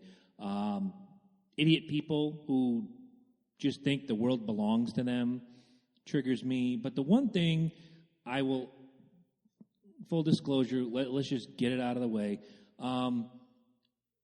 Because we're doing the SummerSlam thing in 3 weeks at the Deck in Westbrook, when people say to me, well, you're 44 years old and you like wrestling. How can you like wrestling? It's fake. Well, jackass. Scripted, not fake. I know. And we can have Gary Wolf, professional wrestler, former guest, Joe Laurinaitis, former guest, Bob Backlund, former guest. They can all tell you the bumps, the bruises, the pain, the agony, the injuries, they're all real. Oh, you watch boxing? You must have just seen Rocky. Right. Has anybody seen... What's one of the best movies out there in the last year? What was your favorite movie the last year? Last year? In the last 365, what was your favorite movie? Guardians of the Galaxy 2. Guardians of the Galaxy 2. Okay. Ed? I really enjoyed Wonder Woman. You know what? Wonder Woman took it. Yeah. Wonder Woman took it. I was going to say... you understand Wonder Woman's fake, right? See? And that's the face. Show them the face. That's the face when I say it. They're like, how can you at 44 still be a wrestling fan? It's fake. So is Mission Impossible. Shut up. Don't talk anymore. So is the Fast and the Furious. I don't like hearing it. So is The Notebook. So is Back to the Future. All fucking fake. You know what? It's entertainment, cocksucker. And if you don't like it, guess what? You have that little gimmick in your hand with the buttons on it. Switch the fucking channel. No one's twisting your arm. We are twisting your arm to come to the Deck, 359 Boston Post Road in Westbrook, Connecticut. We are. Because we are going to be there hosting the SummerSlam party, and we got gimmicks galore. The bucket of gimmicks will be there. Raffles, trivia contest, Loki, Jabroni, and Focus. But don't sit there and tell me that I can't like something because it's scripted and fake when you yourself are sitting on your fat ass every day watching Days of Our Lives. You hypocritical cocksucker bitch. Or skinny ass. There are people still actually doing the wrestling that are older than you. Right. Chris Jericho is a year and a half older than me. The Undertaker is 644 years old, comes back once a year. Fuck. Bruce? I don't want to talk about it anymore. Moving on. We got to get through these questions. Your turn, Hoss. What triggers you? What triggers you? I was like, kids, right now. Fuck, man. And with that in mind, I'll go grab the APA. I feel partially to blame. Not the wrestling APA, because that's fake. No, I just, Caleb came running downstairs, and he looked at me and goes, hey, Dad. I said, yeah, kids are outside. What? So they had instructions. So you instead of going to get the kids, decide to just come down here and nonchalantly tell me the kids are downstairs. Grab him by the neck, drag him back in the house. Be a man. You're a young man. You know what? I'll take some blame that I saw them outside, and I just said, don't let her go out front. So, partially my fault. Killing me. I'm going to drink this whiskey. I forgot you told them. I forgot Ron you Royal told me you Apple. couldn't go outside. No adult supervision, no outside. No adult supervision, Killing no outside. Me. So is that what triggers you, or are you going on something else? I'm just that's. You know what triggers me nowadays is people. Obviously, I can shoot the fucking dead horse of people who think that they deserve, the world, all day long. I think one of my biggest things that triggers me nowadays is people that make things bigger than what they really are. You know what I'm saying? Like people that hallelujah. There you go. Continue. There you go. For example, I could very much be one of these fat asses that you're talking about and be on disability for my Crohn's. And I was talking about that? Didn't you say fat asses watching Days of Our Lives? I was talking about the anti-wrestling brigade, but I get it. I see where you're there going. You go. But I could be. Fantastic. I could be sitting on my ass, and I could be doing that. I could be living off the Crohn's Society. And instead, I choose not to. Hello, what's up? How you doing, man? I hate when people utilize something as a sickness, as an illness, as whatever it may be, as an excuse not to contribute to society, not to go fucking to work every day, not to do your fucking things every day, not to live what you're supposed to be doing through life. Not in society. You're not contributing to yourself. You're just allowing yourself to waste away. Well, and that's just it. A lot of people sit there and they say, oh, well, you go through the grind every day, man, and you're just part of the machine, man. No, you're part of the fucking cycle that makes everything happen. Do you realize that if you don't have your fucking Dunkin' Donut employees, you're not getting your fucking coffee on your way to work? Amen. If you don't have your fucking Lowe's employees, you're not building fucking houses. And you don't have fucking contractors taking care of fucking shit like that. If you don't have your fucking Unitexes, you don't have all your fucking hospitals and everything being taken care of. You need these fucking people in your fucking lives. As much as these rich people want to fucking think and act like we're not a big contributing point of their fucking society, we run this country. I'm going to argue, though. Not a lot of rich people actually think that. It's just the perception I think a lot of people have of them. Well, no, absolutely. Like what I know what you're saying. I know what you're saying in that aspect. But I think a lot of people, when they say, oh, we're going to join the grind, we're going to do this, we're going to do that, the biggest thing is you're contributing regardless. Right. Like I don't give a fuck if you're fucking Garbage Man O'Neill, or if you're fucking the guy that works the freaking street vendor, selling newspapers. There are some people that just want to go to work, and as long as they can go to work, make their money, go to the bar, buy a beer, watch the game on TV, they're happy. Right. There's nothing wrong with that. Absolutely. I think those people might get left behind in the fast-paced world, but there is nothing wrong with people who just want a simple life. Right. Nothing wrong with that. So I see what you're saying. There's nothing wrong with a simple life at all if it's something that you want to be. Right. If it makes you happy, and I recently posted about that on Facebook. If there's something that truly, genuinely makes you happy, truly makes you happy, there's nothing that can stop it. There's a happiness that's always, and I don't give a fuck if there's somebody said that the other day. Some guy was like, he liked washing cars. That was his fucking passion. He ended up fucking opening a huge ass fucking business and running all these car washes. By the way, and shit like I'm that. stealing Garbage Man O'Neill, and I'm making him a wrestler on my WWE video game. Justine and Matt are in the house. My point is, hi, guys. You can be one of these things. You can be a burger flipper, and you can be a car washer, and turn around and make a lot of money doing these fucking things if you continue doing it, and if it's something that you genuinely love. Right. Now, that being said, I want people to understand, like, just because you feel like you're not anything big and you're not contributing to the society, you really fucking are. Yeah. Like, you are doing so much more than you believe, and all you gotta do is just do 2 simple things. Show up to fucking work and do your fucking Do the job. fucking work. That's it, dude. That's it. That's Bingo. all people ask from you. Bingo. That's all people Can I ask add from something you. to that? Yeah. Please, for the love of God, stop blaming some invisible force that is keeping you down. Right? Thank you. Let's Thank you. Nobody has pass these around. Oh, okay. American Pale Ale from Bronx Brewery. With These English are a gift. caramel and a biscuit malt. nobody. Right. Here's These the are a thing. gift from the Eternal Flame, the goddess of love herself. There isn't Why this to fix your gang. truck? I know you did. There isn't this gang of rich people that is trying to keep you on the ground. Maybe there is. They don't. It's the have- Illuminati. They don't have a vested interest in seeing. I was going to say, yeah, you know what? Even if there is, even if there is the secret cult of Illuminati and Jay, I do my favorite I Illuminati. saw this coming. My Thank you. favorite Illuminati fucking story is the fact how Beyonce wasn't supposed to be Jay-Z's fucking the woman or whatever, his queen. It was supposed to be Ashanti, but she fucking died or what? No, was it not Ashanti? Aaliyah. Aaliyah.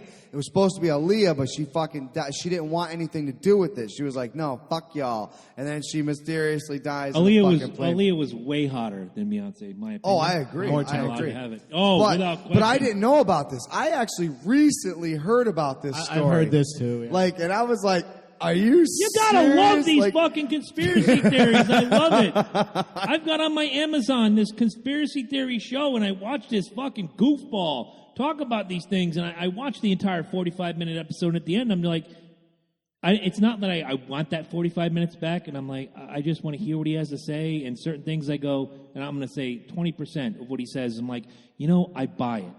It's the other 80%, I'm like, you just did that to fill time. Right. You've seen the ones about the fucking the triangle and all that. Yeah. With the Illuminati. Yes. Yes. And I watched this one. It showed all these album covers. Hang on, I got to take over the camera for a second. Dark Side of the Moon, Okay, so Illuminati. Jay-Z has The Rock. Yep. Put your diamonds in the air. Okay. AJ Styles is Tupac's Illuminati. All Eyes on Me. He's like doing this or something Yeah. on the cover or whatever. DDP is the Illuminati.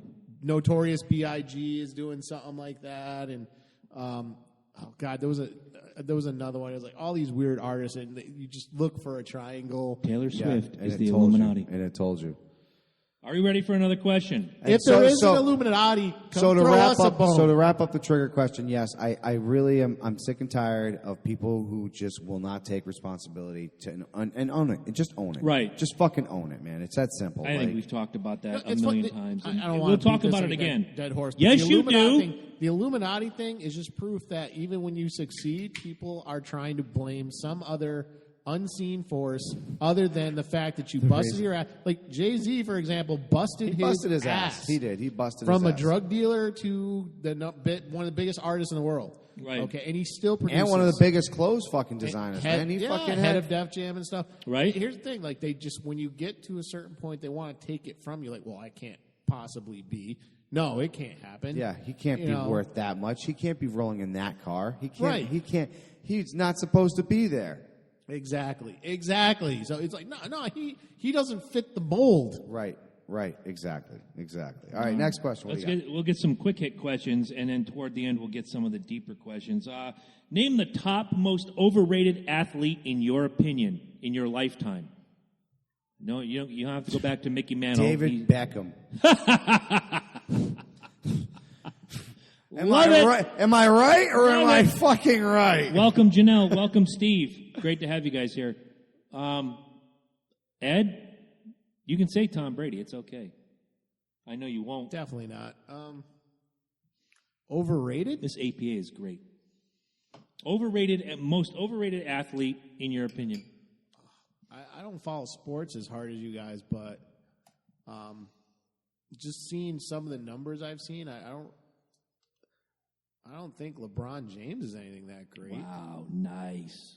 Fucking. But I hate basketball with a passion, so it's easy for me to say that. But I think there have been better players. He's pretty McNarly. His statistics are pretty fucking. Nice. He's Jordan. Yeah. He is the reason why he's king. Here's the thing, though. I think Jordan compared to some of the older guys is kind of. Jordan was consistent. I'll say this: it's a way different game now, and when Jordan it's played, staged like WWE. right? He had Pippen. Wait, no, it's not. It's not basketball is fake? staged. It's not staged.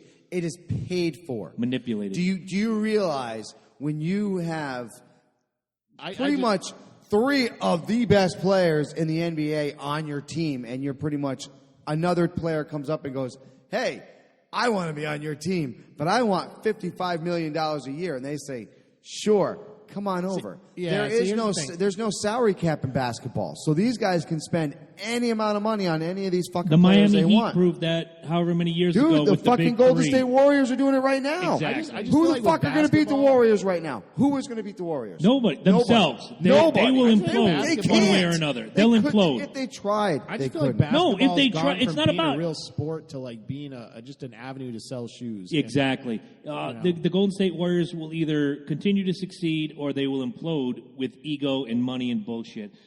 Mine's easy. Alex fucking Rodriguez. Fuck you, a fraud. You should have never worn. No, seriously. I know you're laughing, but fuck you. You didn't deserve to wear the pinstripes. You were never a Yankee. I'll never forgive you. Fuck you. Fuck you. Fuck you. Thank you. Fuck you. Bye, Alex Rodriguez. Kiss my dick. Thank you. Question from Eric Mitchell. I don't know what these mean, but can someone explain this? Like the Matrix, would you take the red pill or the blue pill? What is the red Remember pill? take the red pill and you stay. I never saw the films. It's not something stay I in like. Wonderland. Take and the you- blue pill or you go down the rabbit hole. Oh, blue pill. I'm more into the adventure. Remember Morpheus? He offers Keanu I Reeves never saw the films. You fucking serious? Yes. I take the blue As pill. a heart attack. Never saw the Matrix. That's Never saw the scary. Matrix Reloaded. Never saw the They're on Matrix Part Amazon 8. Prime. Watch them. I will. For you? Well, the first one watch it. The second, third one really not that great. Okay. Basically, he offers him 2 pills. One takes him out of the Matrix, and one keeps him in the Matrix. Okay. I want to go down the rabbit hole. It's always He decides to take one. Yeah. every film I've seen where there's the rabbit hole, that's where the fun shit happens. So for me, I'm gonna take the blue pill. Mike, I said blue pill. blue pill Without a doubt. Ed? Without a doubt. today, Junior. No, I want to stay in the Matrix, fuck a bunch of bitches, and no, I'd go down the rabbit hole. Oh, you've already triggered Angela. She wants me to have a Matrix marathon now. Good job, asshole. One more thing, Angela, if you make him watch 2 and 3, you are a bad girlfriend. Yes. Yeah. Next question: pick the person you'd most like to emulate. If you couldn't be you, who would you want to be? That's what that question sounds like to me. If you couldn't be you, Ed, who does Ed want to be? Don't say Ron Jeremy, or I will walk across this table and smackify you right in the mouth. Kanye, no. That's President Kanye. President-elect Kanye. Right. God, oh, man. If I could emulate somebody. Yep. Right now, I got to say Jeff Bezos. Like, if guy started Amazon, CEO of Amazon, I'd probably want to be like him. The guy, he overtook Bill Gates as the richest guy in the world for like an hour, and then the stock went back down. Seriously, like he's on the threshold of overtaking Bill Gates as the richest man in the world. Dude, Amazon has taken over. Like, it really... And if you go to www.lokiandjabroni.com, click on our Amazon link. there, Same great prices. shopping, no hidden fees, no extra charges. Amazon will kick back a portion of your purchase to the show to help cover production costs. Fantastic. I think you did that on purpose, but I like it. No, I love Jeff Bezos. Like, if you big shot entrepreneurs, I think Jeff Bezos is the one who actually created a better product. His product has done more, certainly to help me. Right. So, he's made it possible for people to have like their little businesses and sell their stuff on it. He's not only has he created a business that made him wealthy, but he's helping to make other people obtain wealth too. Like, you can't beat that. Janelle and Lee will get to your questions in a moment. Great questions. But you, sir, if you could unzip and be somebody else, who do you want to emulate? Who do you want to be? He's dead already. Kurt Cobain? Brandon Lee. Chris Benoit. Oh, I'm not supposed to say that name. The hanging Chester Bennington of wrestling. No, if I'd pick somebody alive, no. It was always I've always had a huge man crush on Brandon Lee when he was. Okay. What? Fat Panda's in the house. The biggest cat ever. Dude, this whole fucking house is needy. Oh my God! Do your thing. I'll give my answer real quick. Then we got 3 really great questions from the listeners. Thank you, all of you, for your questions. If I could unzip and be somebody else, and who would I want to emulate? Oh, fuck. You know what? For the struggle, for what he did and what he believed in, let's forget the head wound. John Holmes? Martin Luther King Jr. I just want my words to resonate. I want what I do to mean something. I think what we do here means something, but... And then have all of society turn their back on you like 50 years later? I'd have my own fucking holiday. That's not the reason, but no, it's just you want your words to mean something. You want to get it on a larger platform. You want to change the world. And to me, Martin Luther King Jr. For me, that's my answer. A question directed at me, Chris. Would you do Eva Longoria? Yes. That's simple. Yes. If Janelle wants to know, if you could have a hall pass from your relationship, who would you pick and what would you do? Eva Longoria. I'll take this one. Eva Longoria, and I'd probably die by the end of it. Next, Michael. Hall pass. Who would it be, and what would you do? Silence is golden, except on a podcast. You want me to sing, kill time, fill in empty? Mine is Scarlett Johansson. You've always said that, and I respect that. No, he didn't mean Evan Longoria, you jackass. I wouldn't touch Evan Longoria with his dick. Fucking Tampa Bay Wow, dude, cocksucker. Called your no dick offense like to you, dirty or but no, I have... You're the next cleanest dick other than mine, so nobody's talking about your big ass balls over there. So let's keep that. Whoopee cushion balls. Yeah, you missed that. That was a great conversation. I guess I did miss Yeah, that. you Damn. did. Holy crap. Hi, Jenny. How are you? You got the hall pass. 1 day, 24 hours. Pick somebody, and what would you do? How about I've had enough of this fucking hall pass bullshit? Okay, let's go, Eddie. He's turning his hall pass in. Can I have yours? I'll add some. All right. How about I'm done with fucking hall passes, okay? There If you you want go. a fucking hall pass, fucking bounce. All right. Lee wants to know, here's a wrestling question. From the Attitude Era, including WCW, who was the most overlooked or underutilized wrestler of that period? Nice question, by the way. That's fantastic. Can I see your armpits? Can I say? Who said that? Right here on Twitter. Nice. There you go. That's fantastic. I'll never show my armpits. Who asked that? Hold on. It looks like a hairless chinchilla. Uranium 23. Well, Uranium 23, you may have just won the day. Won something. Mike is being too careful, and I love it. Okay. Mike is not being too careful. Mike is being serious. All right, let's go back to Mike, the question. no, going back to that question. All right, Going back all to right. that question. It's what we do. Mike it's your is not show, being guys. careful. Mike is sick and tired of hall passes, all right? Bottom fucking line. Mike, if anybody knows about fucking Mike's life right now, Mike doesn't want a fucking hall pass. Mike is 86 from the fucking hall pass. And if you take that fucking hall pass anywhere fucking next to me, I'm going to fucking burn the sumbitch, okay? Yikes! I would much rather sit on a fucking island right now and get fed fucking margaritas and enjoy myself with the person that I enjoy myself with than get a fucking hall pass for 24 fucking hours. Yeah, There's your fucking answer. His sub club card is punched people. The 6 inches happens. All right, let's go back to the question. From the Attitude Era, including WCW, who was the most overlooked or underutilized wrestler of that time? Who is? Lee asked that question. From the Attitude Era, who do you think was the most overlooked or underutilized wrestler from that era?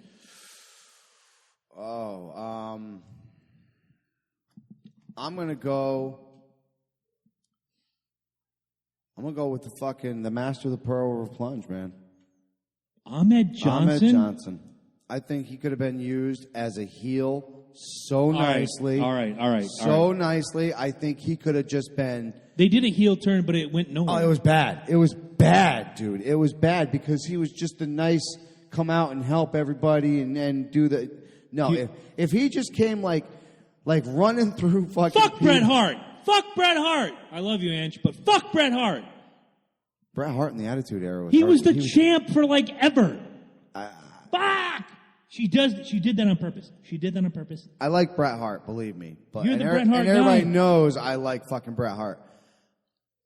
Even the Attitude Era. You know what's fucked up is people hated Bob Backlund for fucking doing the whole, the heel gimmick.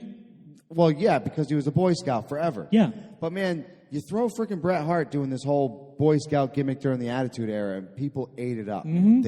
They fucking ate it up, and that always drove me crazy about that. All right, Ed. Hulk Hogan. During the Attitude Era? I really don't know. Okay, that's fair enough. I'm just joking, man. We had a couple comments. Bret Hart, Billy Gunn, The Godfather. Godfather did quite. Yeah, I'll tell you was what. he utilized to his fullest potential? I don't think he had anything else in him. He He was overweight. He was. I mean, come on. Think about it. Most of his match. Did he ever have like an Iron Man match? And if he could, do you think he'd last an Iron Man match? No. Dude, his move was the hoe train where he. In my opinion, the Attitude Era ended somewhere in 99, 2000. So we had some great wrestlers in the Attitude Era that were some real athletes, and there were some real athletes that I think that were outshined. Right. Billy Gunn would be one of them. I Absolutely. do agree with that one because Billy Gunn could have been a whole different wrestler. A whole different Probably wrestler. why Bret Hart did so good as a Boy Scout, because I mean he's just talented. And He people really kinda- was, he and is. I've never shied away from that. He's Bret the Hart excellence was of execution. He really is. Without being cliche, yes, he was. So I don't think everything he people did was cared about crisp. the plot that much with him. It was just Bret Hart's in the ring and he's going to put on a show. Exactly. Mark comes in. I can't say his last name because I really don't know how to say it. Mark says Hall Pass would definitely get me in trouble. I agree. Dude. They usually do. They usually do. Chris Jericho's my answer. They could have done more with him. I just watched a little clip of a documentary that's coming out on the WWE Network where they talked about Jericho Goldberg, and Goldberg, because his head was so full of himself, didn't want to work a program with Jericho. And Jericho was like one of the hottest things going, and it killed him. And that's when he knew he had to leave. He went to the WWE and became Chris Jericho in fucking capital. It's going to be on letters. the WWE That's Network? my answer. Yes, it is. If only our audience could watch it. Oh, they can. If you go to www.lokiandjabroni.com, click on our WWE affiliate link, and order the WWE Network for how much?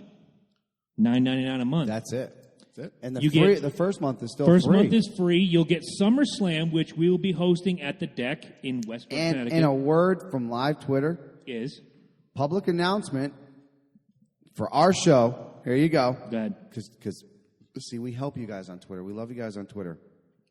Use your damn turn signal. I just said that and ran about. Slow left lane turning and high beams in people's eyes. Come on, people. Thank you. A good person uses their left and right turn indicators every day. Let people know. Oh, fuck. You know, Folks, a friend of the show, folks, Josh. save that for you know it's Thank fucked you. up. Josh Diekman posted something the other day because he's a motorcycle rider. He says that 2-car length thing that I leave between me and the car in front of me is not for you to cut me off. It's Right. because It's that's so I can it's stop. etiquette. Right. Exactly. It's so I can't stop on a dime. in time. I can Thank you. stop in time. Exactly. Ralphus. And you should want to stop in time too. Ange says screw Jericho. Lame, because he always talks about DDP yoga. Yep. Lee says Jericho and WCW was the only reason I watched Nitro. Mark says he's watching at work. And Ralphus. I loved Ralphus. Do you remember Ralphus? I remember Ralphus. Jericho, I do. personal I do. security. I want Yep. that shirt. Since we don't have any more questions coming in here, I will go to the list of questions. From an adult standpoint, adult male standpoint, what are the top qualities you look for in a partner now, as opposed to when you were in your teens and your 20s? Are there turnoffs or deal breakers? I'll take this one, actually. Go ahead.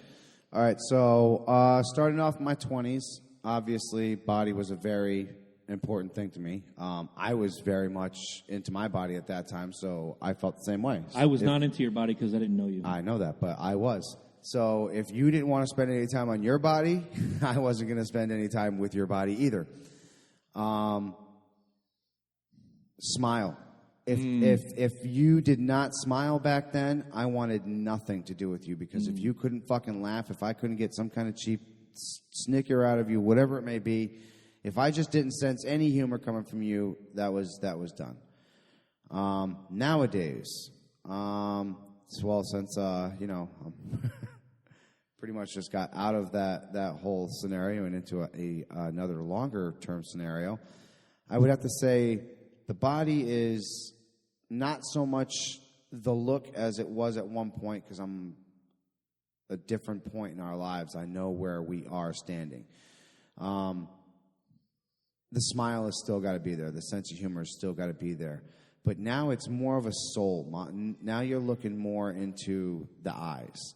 Now you're looking deeper, and you're looking more past this body that's in front of you, this human, if you will, that's in front of you. And you're looking through the soul. You're looking into this person. Mm-hmm. And as you get older, you realize that it's not about just say, okay, how many of these bodies can I touch? How many of these bodies can I make contact with? It's the end result needs to be that soul touching. If you feel a soul connection, if you feel a soul touching, then that's the thing you need to hold on to, and that's the thing you need to look forward, and that's the thing that I look for now. God bless you, my friend. Seriously. That was deep. I almost want to rub your nipples right now. I am touched in a way I've never been touched before by the spoken word. I'm going to get some more whiskey for us. You might want to, because my cup runneth under. Usually I point to Ed, but, I inspired you to take one after this one? Yeah. All right. They're going to guess. The qualities for me haven't much changed. Can you laugh with me? Can you engage in conversation with me? I've always been cerebral. I've always been someone that, what are the 3 books you're reading right now? What are your favorite movies? What do you think of, and let's go back to my 20s. What do you think of the Clinton administration? What do you think of this? What do you think of that? There's always something that you can't just keep going on the same thing. Well, what did you do at work today? What did you do here? I want deep. I want to be able to know that you can feed my soul, my loins, and my brain at the same time. I'll go to your point. Thank you very much. Like I said, you're on there. In my teens, body was a big thing. And then as you grow, you learn that body's not everything. Mm-mm. It's content of character. It's just how you connect. And when it all comes down, brass tacks, I don't care if you're 400 pounds in a wheelchair. If we connect and you get to 400 pounds in a wheelchair, I'm still going to love you. That's the end result. If you decide, hey, I might have a couple extra pounds, you want to go to the gym, then, that's what you do. I'm not in love with the body. I'm in love with the person. Head, heart, soul, all of it. Exactly. And those are it's funny because people would always say, oh, that hot chick, she's really into you. Yeah, but she's empty. She doesn't know a fucking thing. All she wants to talk about is fucking partying and liquor and this and that and the Backstreet Boys and all that bullshit. I'll gladly fill that empty chick. And that's why you should have been my wingman back in the day, because I could have filled your emptiness 100 times over. But I always tried. The one time I didn't has resulted in more pain and agony than I care to talk about on this podcast unless we open up a show as in whatever. Right. I'm not even, everybody knows. Fuck that shit. That's all I'm saying. This is horse shit, says Will. Why is it horse shit? Hey, Will, did you notice that you're actually, if you go to my Henry personal Rollins page, was never in Anthrax. You're killing me. If you actually go to my personal page and look at the picture I posted, it's me holding the crown, and on the bottom is Will saying this is horse shit. I think, you know what? I think this is gimmick infringement to the T. Ed, your answer. Well, yes, yay for titties. When I was younger, my standards were pretty much anyone that said yes. But I remember that. I remember that.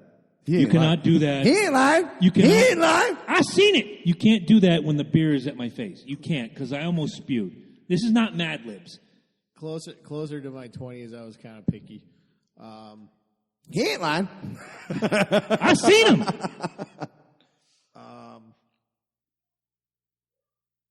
As far as now, I don't know. All right. I'm just kind of still like, ugh. I was saying, man, that's probably not the best question for you right now. Yeah. This is the most beautiful thing in my life right now. It's the most beautiful disaster ever. Are we ready for another question? Or are you still answering? Yes, no, he's done. He loves his hand. He loves his hand. Continue on. Well, you and Pamela We got Henderson. two more. Let's get two more questions, All right. and we got to... You and Pamela Henderson are going to have a great life together. Question is, what would you like your legacy to be for your friends and family? What do you want them to remember you for? Family. That's simple. End of the day, that's what I fucking love. It doesn't matter if I'm chilling out by the pool. It doesn't matter if we just fucking have a 12-pack of dogs and 8 fucking rolls. At the end of the fucking day, if we all fucking got to grill those... That leaves 4 hot dogs that you have to eat by hand. Exactly. And it doesn't fucking matter, dude. That's Because math, at the end of the day, you motherfucker. walk I could away... use less carbs. You walk away, and you know that you were part of a family party. That's all that matters, in my opinion. Excellent. Or like I said, you call me from 2 states away, and here I am driving to you. One know state, what I'm saying? technically, 2 but it states, was 1 state, 100 whatever. and change miles. Yeah. Regardless, I know. Look, man, you bothered him. As far as he's concerned, you're on the other side of the country. Yeah, I could have been in fucking Illinois. People don't realize that, I think they throw the word friends and family around sometimes like it's a cheap fucking sack. Very willy-nilly. No, they really do. And you could turn around and be like, oh, you're my family, bro. You're my this, you're my that. And it's like, when that phone call comes, do you ignore them? Do you fucking pick up the phone? Or do you just say, nah, man, can't do it. Sorry. I got plans. You know what I'm saying? And then if you A friend in need. Right, exactly. And if you do that, I hope you realize you're not a friend. And there's 2 schools of there's 2 schools of thought on that, and one of them is I could throw you and I into this mix. A friend in need is a friend indeed. Absolutely. You help them, they help you. Then there's the other school of thought that says a friend in need is a pest. And that's someone who just can't stop their life because, I don't know, golfing is more important, or fixing their hair is more important, or continuing to put out fake news is more important, and they can't help you. Yes. So when someone steps up and says, hey, I'm there for you, bring your problems, bring whatever, I'll come help you fix your problem, et cetera, so forth, that's a proving ground. Yes, I agree. One of the comments that came in says, words have no weight to many people. Mike has weighty words, I've learned that. So there you go. That's a plus in your favor. He does lay it on pretty thick. I do, actually. Oh. I will say this. Precious is in the house. Thank you, Precious, Thank you. for joining us.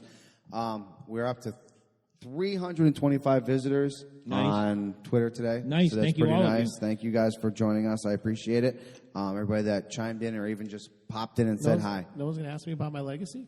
We're going getting ready with you. to. I was just saying. He's thanking people. I'm just saying. You pretentious, sociopathic, He is.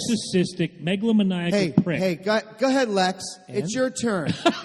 And that's going to make me want to piss right now. I'll let you guys finish in a minute, but Yo. Right now, Mike, Lex Luthor's got to talk. I'm happy for you. I'm going to let you finish. But Eddie Folk is going to have the greatest answer of all time. Yeah. Of all time. I just want to be known as the man that took all your heads and stole your quickening. Yeah, of course he's going to be like that. There can be only one. Of course he's going to be like that. So what do you got? I just want my legacy to be a nice house with a bunch of women, piles of cocaine everywhere. Fuck yeah, dude. I'll come visit. Except for the cocaine part. Just get me some weed. I'll be happy with that. Well, I was going to say, like, he was asking me about the marijuana thing, and I was like, I can't put the love and care and affection needed to grow it, so I probably wouldn't grow any. Yeah. But legalize the coca plant. There you go. Coca-Cola. Like, Coca-Cola. guys, I'll be over in a minute. Oh, I'm doing it, baby. I'm doing it.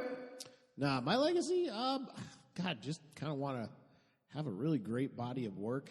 I don't need to be super rich. It'd be nice to just be able to live off whatever I'm doing. Comfortable, right. Go grab some ice. And it looks like I'm going solo.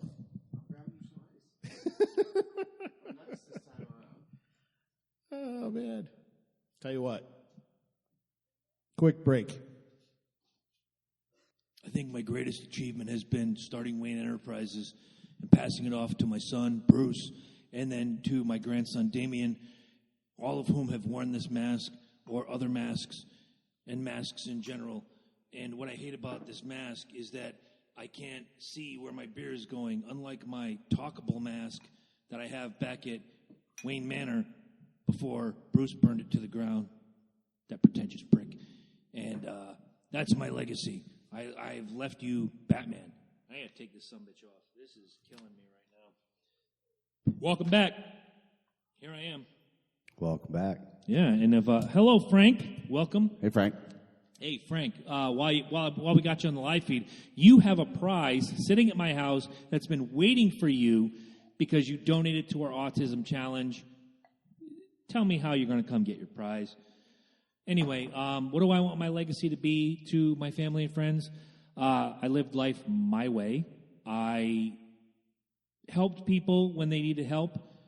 I gave what I wanted in return, and I never judge people on what I think they should be. I always accept them for who they are and the dreams they're chasing. And that's it. We need some Sinatra. Him and his ashy knees. My ashy knees? Yeah. Well, my knees are fine. It's my arm that's peeling like a fucking... This is... I can't believe it took 2.5 weeks from race weekend for my arm to peel from that horrendous sunburn. Horrible. I know. Horrible. I woke up this morning, I looked like Lobster Boy. It was just fucking ridiculous. The way that's peeling, eventually it's going to say "orn to earn." Mm-hmm. I'll buy that. I'll have to go see Dave All right, Kovalik so we at got Sublime Ink. last question. Last question. Let me find For a a top real 10. good one. And then this gentleman has a great top 10. He always does. La la la la la la la. Here comes a good one. If you could give one solitary piece of advice for someone getting into a relationship, what would it be? Advice for someone perhaps stepping into a step-parent role. Let's go with the first question, then the second question. It's all in one. You got to give her the pudding. Oh, God. Wipes. And this is how it starts. I might just put the hat and the mask on just to please people after that one. All right. Please give me money for a ticket. Give you a solitary piece of advice getting into a relationship. I judge everyone. Okay. Judgy Judgerson. All right. So let me, okay, if you're starting into a new relationship. Mm-hmm. Okay, here you go. What's the piece of advice you would give to someone? Especially if there's stepchildren involved. Let's Well, go. that's Let's the go second piece part. by piece. That's That's the second part of the I question. thought it was like one question. Right. Great questions, everyone. Well, Thank I was you. going to say Thank you. the first part. I was going to say so. Say I'm like single, I'm bouncing around, and I meet this girl, right? And okay, let's say it's Janelle, right? Okay. Say I haven't met her yet, and I just meet her. Okay. I don't know about the kid first because 9 times out of 10, I don't think they don't usually let you know that they have, Right. children. They just want to sling the punani. And So did I say that out loud? Maybe. So here we might go. have. Your first bit of advice, I would have to say, knowing that they don't have children yet first and you're just trying to go forward, how about keep it real? Okay. Honestly, keep it real. And if you really need me to emphasize on that, be straightforward. If you are pissed off because your ex cheated on you, please be real and let that person know I am a little psychotic because my ex cheated on me and I have trust issues. I think the biggest things with a lot of people with new relationships are they don't think that they can bring the baggage up front because a lot of people are going to look down on it and be pushed away from it. But I think, and this is just me saying this, and this is my piece of advice, if you put it all on the table to begin with, there shouldn't be any questions. And I'll tell you what, if that person is going to stick around after you fucking throw that baggage on the table, and I'll tell you what, at 42 years old, I got some fucking baggage. I ain't going to fucking lie. Everybody throw all does. that fucking shit on that table and they still want to fucking fuck with you, give them a chance, man. Amen. Ed? Don't move in together.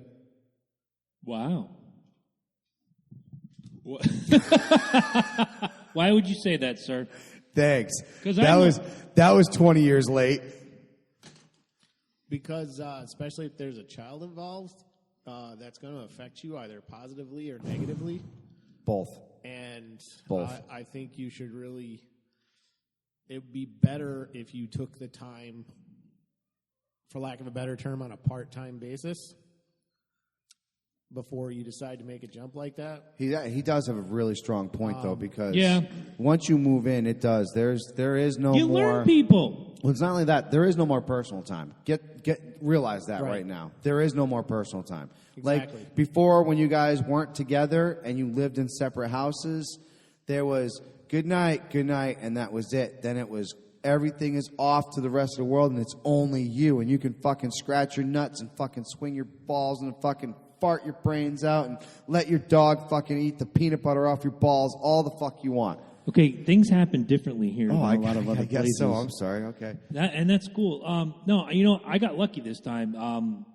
When I spent a lot of time at her place, and she spent a lot of time at my place. We got to know each other, and we knew each other's idiosyncrasies, and it just blended. And there's things that she still does, like moving my fucking keys, that drives me nuts, because then I forget my keys and all that other bullshit. And there's things I do that still piss her off. But you know what? 99% of it, copacetic. Man, it's all good. Yeah, but, good point.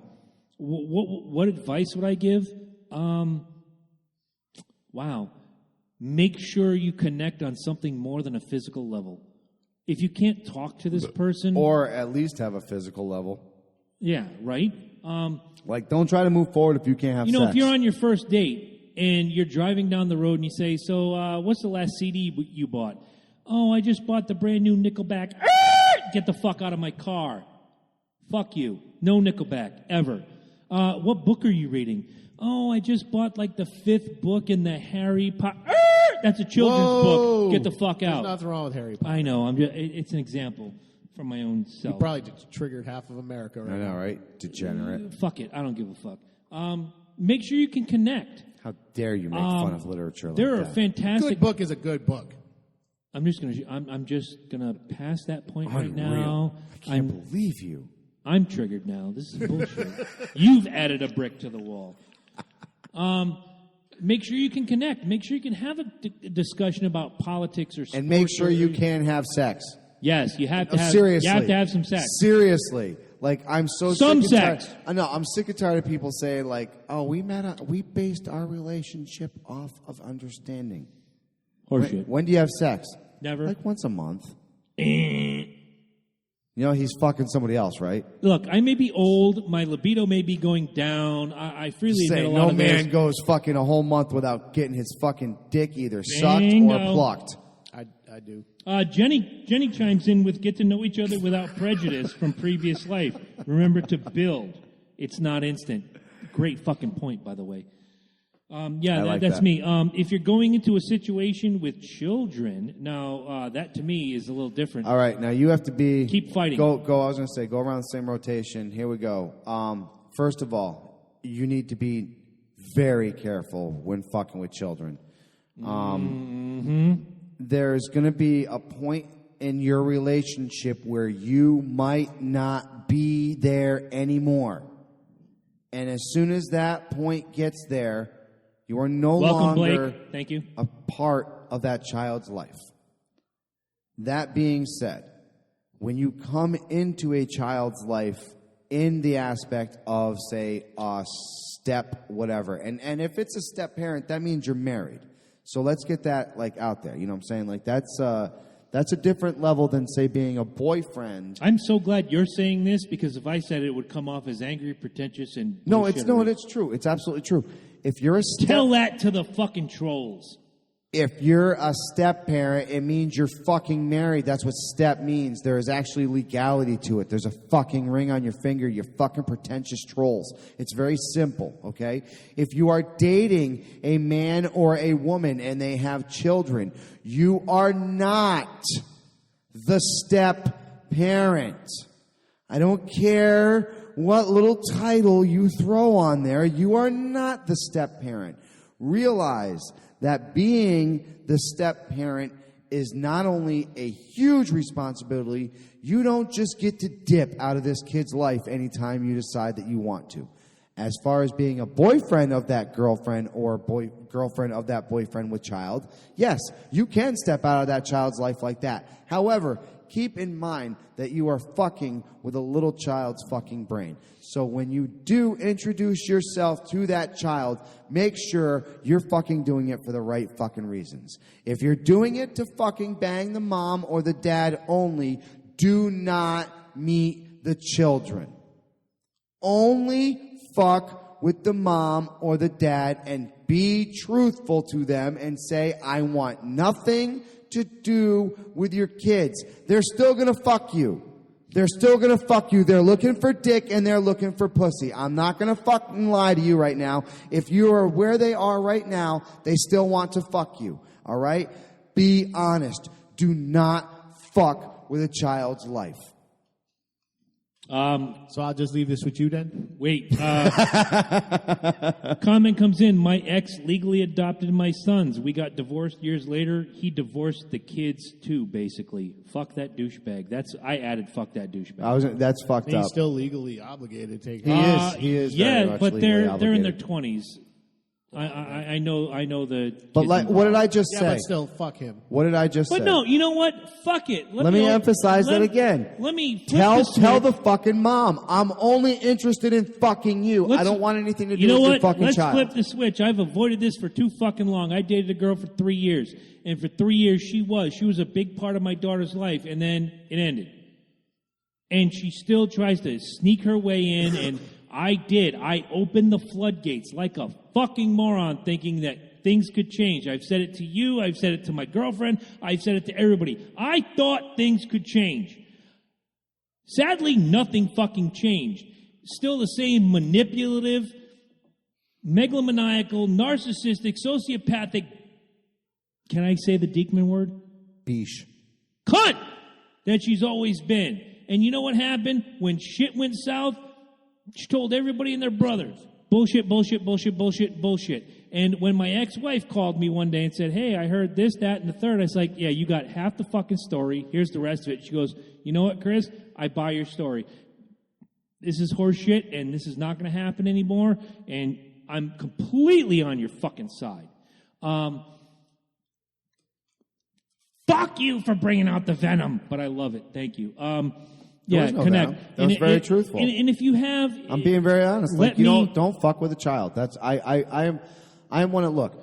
And if anybody knew me, like if you would have known me back in the day, you would have known. I wasn't a kid person. We ran I was parallel not for a 20 kid years until we person. met. My Fuck! mom, when she found out I was having a kid, I think I might have almost given her first heart attack. Wow. Because I was so against having children. I really was. And I'm one of probably... Beat ya. I'm probably... Yes, you did. I'm probably one of the biggest spokesperson for kids nowadays, especially for kids that don't have a voice now. I've helped the autistic kids. I've been there. I'm still doing it to this day. Like, absolutely. There's something that with a child that you don't get to fuck with it. I'm sorry, and if you do, you're an asshole, and you're gonna get the fucking rage of 1,000 fucking fists all in your face. Let me answer the second part of the question, and I deal with this every day. Is that I do the things that the child's father should do. Right. I'm there to do the things that the child's father should do. The child goes to the father's house. It's all fun and games and yada yada and buying things, and it's like buying somebody's love. Overeating. Yep. And, oh yeah. But I'm the guy. I'm the guy. Have 4 more Twinkies before you go back home. I'm the guy doing the laundry. I'm the guy toting this kid around. I'm the guy paying for certain things. I'm the guy coaching teams. I'm the guy doing the things that the father should be doing. And at the end of the day, I'm not the hero. But wait, you're the guy doing the right thing. Exactly. But let me take this one step further. She's 12. When she's 18, 22, 28, whatever, And whenever this young lady decides to get married, be it man, woman, lizard, whatever, because nowadays you can marry a fucking horse and it has to be okay. Good. Lest we offend somebody. By the way, that's another episode for another time. I'm just... But she's going to have to make a choice. And when she makes that choice, I do say as she gets older and she learns the ways of the world, she's going to look at Dad and say... Dad wasn't there for me exactly. like No, Chris she won't. was there. She'll see that. I'm there for my daughter 24/7. Even though she lives 2-3 states away, I'm there for my stepdaughter, and she lives right downstairs. I do the things that are necessary, and when that day comes, and let's say she does get married, in my head, once she learns the ways of the world, she's going to say, Chris, will you walk me down the aisle and give me away? Boom. And if that doesn't happen, as long as she understands that I'm doing the right thing, I'm not her dad, but I love her like she's my own. Oh, that's all you got to Boom. do. Like I said, I think we should address the elephant in the room. What's the elephant up, in the room? ashtray? We know who she's going to ask to walk her down the aisle, and it's going to be Bill Starkey. Everybody loves Bill. Everybody loves Bill Starkey. Hey, Country Ryan, thanks for joining us as we're coming to the tail end of the fucking podcast. You dirty Country bastard. Ryan, you were so fired. Hey, he showed up for top 10, though. Yeah, hey, top 10 is our favorite part of the show. So, is there one more question, or was that it? Do you got one more? If you got one more, we'll do we one do more. rapid fire. All right, One more. We'll do one All more. right, let's get some rapid fire. Let's see if I can get some rapid fire ones.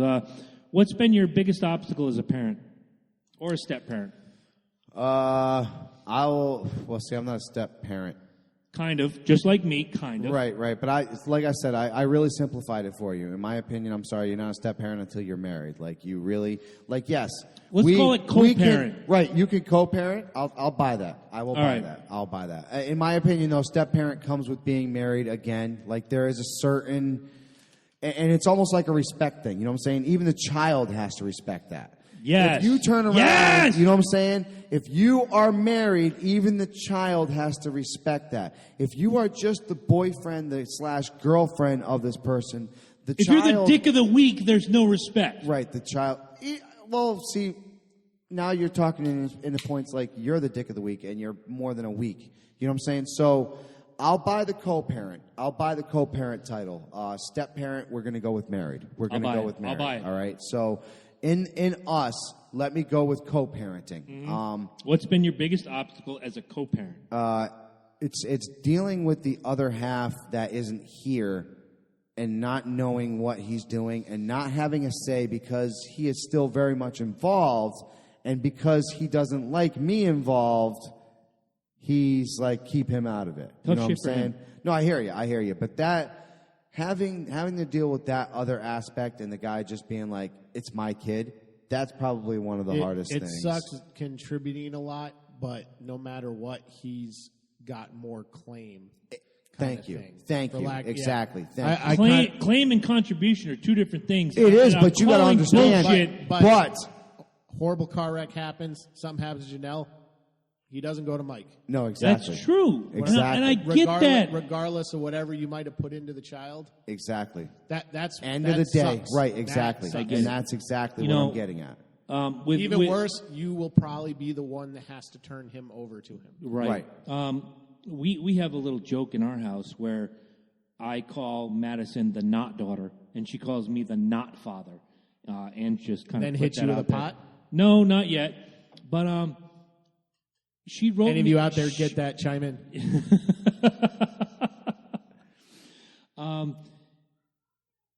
I think the more that life goes on with Madison, she sees the bullshittery that comes from the biological sperm donor. And she also sees that me, who has no... Let's be honest, I could walk tomorrow, but I don't. I think she sees the effort that's put in, and the wall gets broken down a little bit every day. It's still a huge fucking wall, but there's still a wall there. I don't do it because I have to. And let's get that out there right now. Any step-parent, co-parent, they don't do it because they want to. I'm sorry. They do it because they want to. They don't do it because they're obligated. I don't have to show fucking one iota of love to Billy, Brett, or Madison. I don't.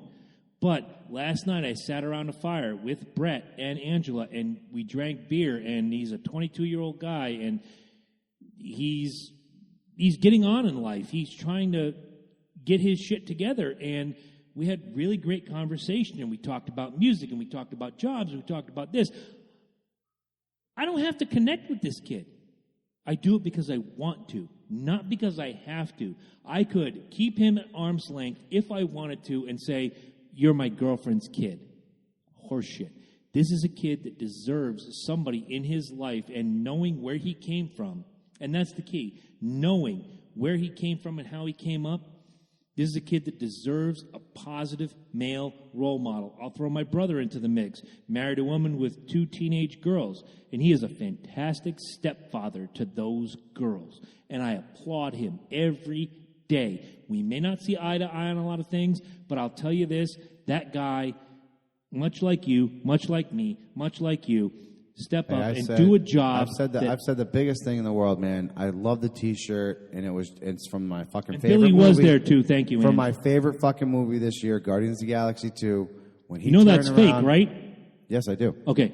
But when he turned around and said he was your father, but he wasn't your daddy, Exactly. dude, that to me is that says everything. I would rather my daughter or my not daughter, as it were, because that's our little inside joke, look at me and call me daddy or not daddy or whatever, but look at me as the guy that does the things that need to be done rather than, here, I'm going to throw a bunch of gimmicks at you and hope you're happy, and then I'll see you in 3 weeks. Right. Fuck right. that. Fuck you. Thank you. Fuck you. Bye. I'm done with this question. Ed, it's yours. And we have one more rapid fire. Pass. All right. Fair.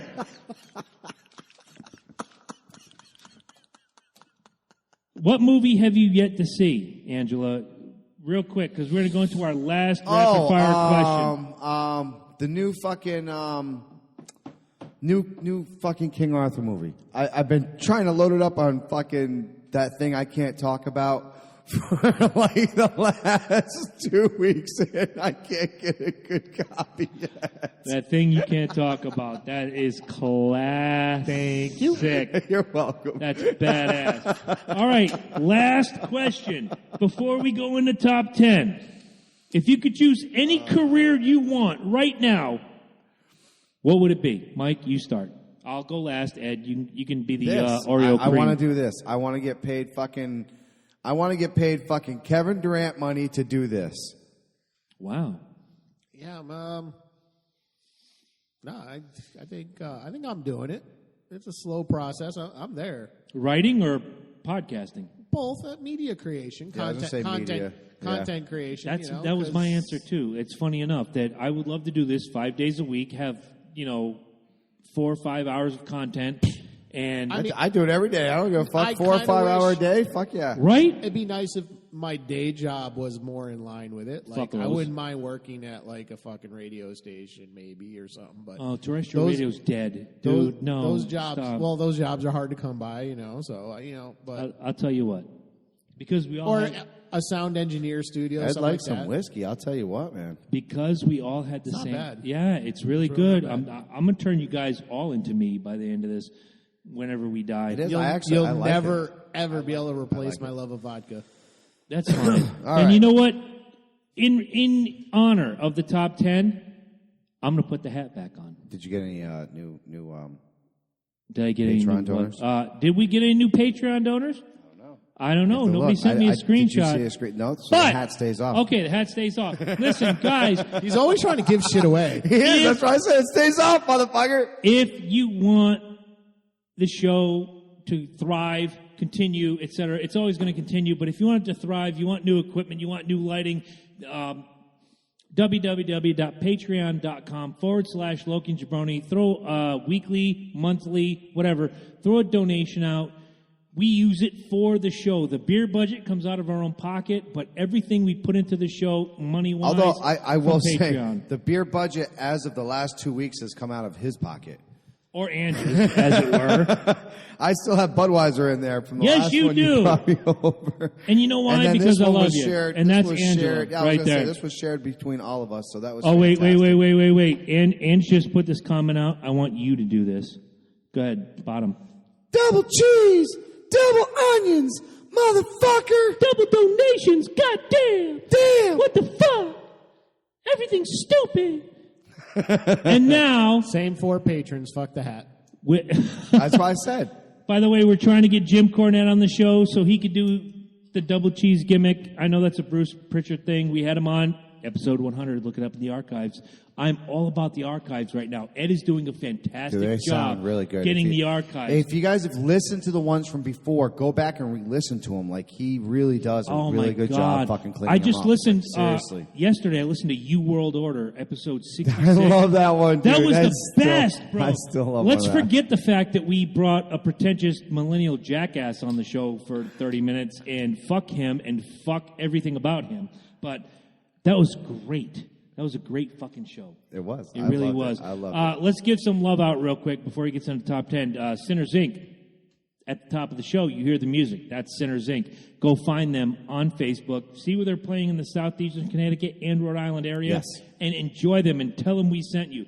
Let's give some love to Sublime Inc. Not the same. Sublime Inc. is a tattoo and piercing parlor. You can go see my man Falcon Dave Kovalik. You can go see Dana the Batgirl Bats. You can go see Chewbacca himself, Justin Furr. Or if you're feeling squirrely, you can go see Dave the Nightmare Kruger.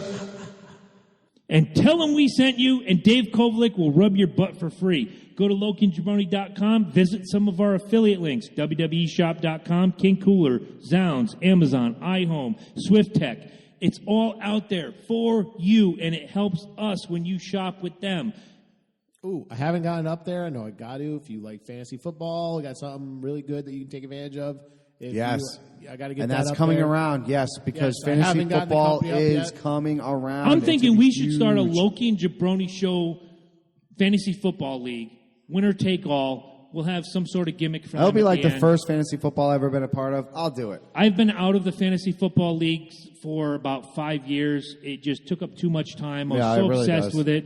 But for you, the listener, I'll jump back into the fantasy football realm if we can get 12 people, well, 10, not including us, Hit me to with get the horn, in. baby. There'll be the Loki division. There'll be the Jabroni division. Winner takes all. Bada bing. In your butt. Love right there. Dun, I said in your butt. dun, dun, dun, dun, dun. Wait a minute. We got some comments before we go. Janelle said she'd want to be an interior designer. Ange said she'd want to be a photojournalist. Ange says we could do a woman's podcast while you design and I take pics. I'm not quite sure. Just sounds like more work for Eddie. Right? After top 10, I got some things to run down, but roll that beautiful bean footage, my friends.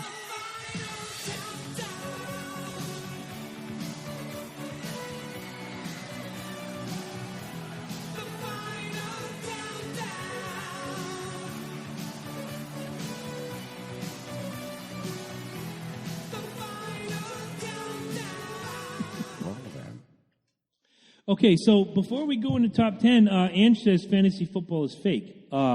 Yeah, but that's why we do it. Yeah. Pardon the burp, but But it gives us, so like, the only reason why I ever personally got into fantasy football way back when was because, like, after the Vikings, like, totally botched it and blew it and you were fucking mad, you'd actually have a reason to watch the other games because you were looking forward to seeing. See, that was, for me, that was a problem because I'd watch a Falcons game and let's say they're playing, pick a team out of your head real quick. First team comes in your head. Queefs. That's not a real team, but that's the Saints, in my opinion. No, but- Queefs. Queefs? The Chiefs. Oh, the Queefs. Chiefs. Okay, let's say you're playing the Chiefs and you have Jamal Charles. And Oh, well, obviously. he's running all over your team.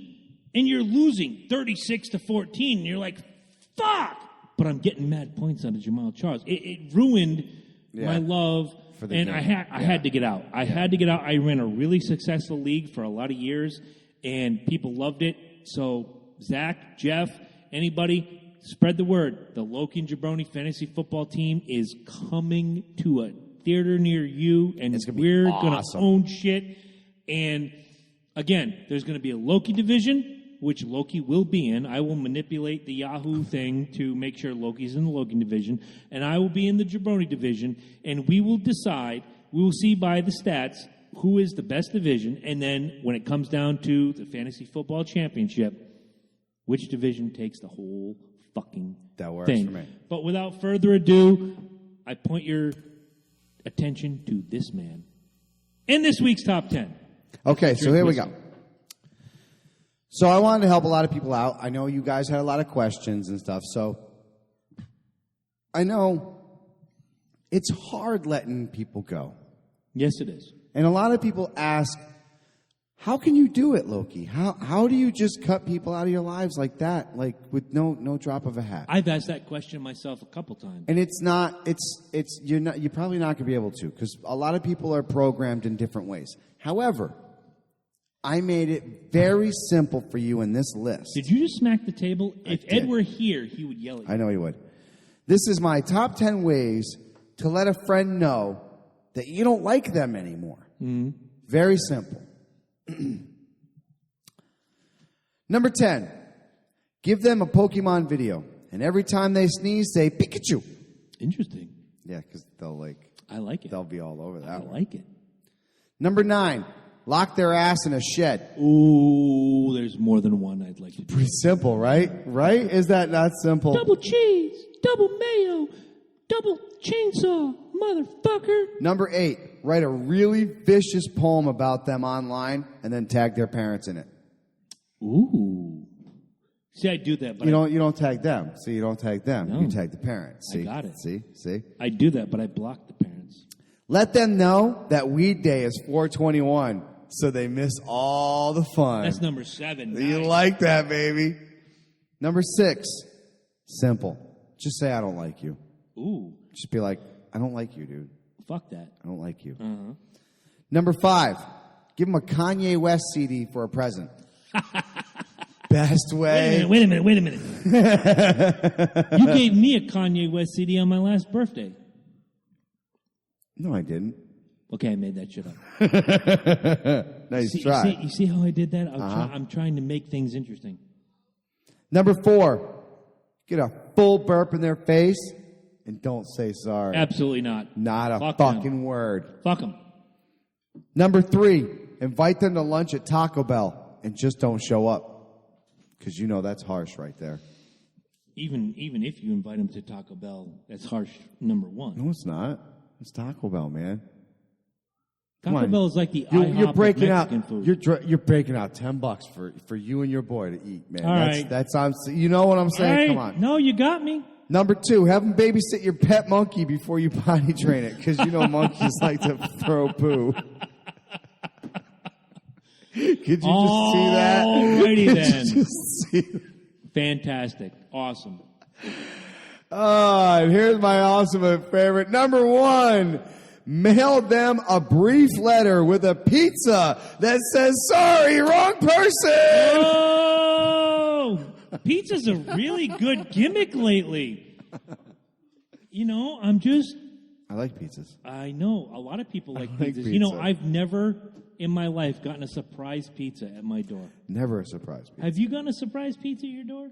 I had a surprise pizza. Never a surprise pizza. I've had a surprise. Yeah, but I had to tell them my neighbor is downstairs tonight. Much different. That's horrible. Let's continue on the summer of If I fun. known what wait. I known what a cocksucker he was at that time, I would have kept it. All right. I Fair. would've kept it. The Summer of Fun is going to roll on through the month of August. Once again, next Monday, August 7th, the owner-proprietor of CheeseBeerFood.com, Jim Lollimer, is going to be here, and he's going to talk to us about food pairings with beer, cheese pairings with beer. Hopefully, Eddie will get his wish, and there will be things about wine, because Wine. Only You fags. want some cheese with that wine? only women and fags drink wine. Did I trigger somebody? Oh, shit. And number 1.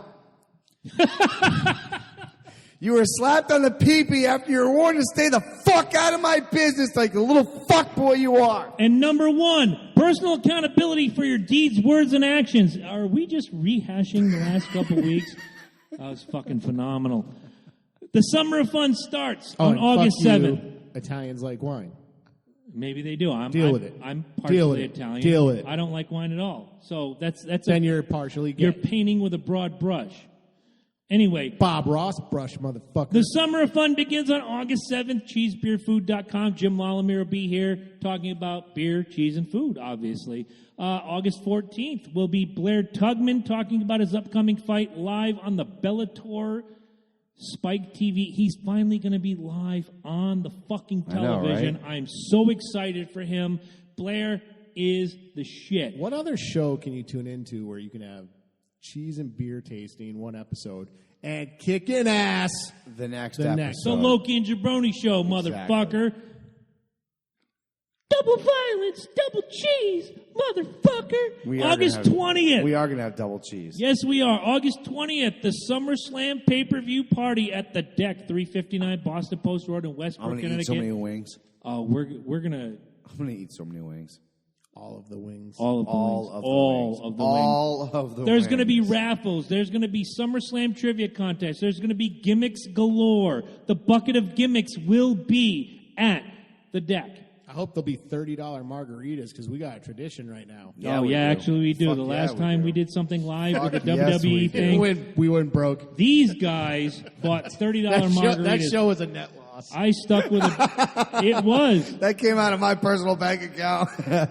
It was fantastic. 6 days later, August 26th, at Pistol Pete's on Stonington Road in Norwich, Connecticut, is the Party with Marty. Marty Jannetty is going to be in the house, and The Snowman, Mr. Al Snow. Snow. Come see all of these great events featuring Loki and Jabroni. We're going to have the best fucking time. This is really the summer of fun. This is really the summer of Loki and Jabroni. And it's the end of the summer, too, which makes it even better. So this is the time to jump on board. We're going to have some goodies for you guys at this event. It's going to be fun. Ange says, order a pizza from Domino's in Norwich. Have Brett write "fuck you" on the lid. Love it. I would. I want him to write "thank you, fuck you, Hey, bye." does Brett, deliver the pizzas? No, he makes them. Well, I want him to deliver it out here. I want him to write on the lid, double cheese, double sausage, motherfucker. That's what I want on the lid of my pizza. I want double sausage, so I want ham and pineapple. Double ham, double pineapple, motherfucker. I'll even do a pepperoni pineapple. I want an old school pizza from that Domino's. The one with cocaine and Oh, shit. You remember that story? You think I forgot, motherfuckers? Oh! It's going to be, like Angela just said on the comments, it's a Loki and Jabroni summer blowout. This is the summer of Loki and Jabroni. It is. I'm excited. Guys, thank you all very much. I can't thank you guys enough for tuning in every single week. Great questions, mostly from Ange. But, but no, seriously, some really good questions. I'm glad a lot of those were answered. I'll tell you. We went deep. No, exactly. And I think it's funny because you turn around and we have this podcast. Say we have this podcast 20 years ago. Mm-hmm. Say the technology is where it was right now. Whip it back 20 years. We're Howard Stern by now. Let's say we're Doctor Who and we just pull ourselves 20 years into the future and throw us right here.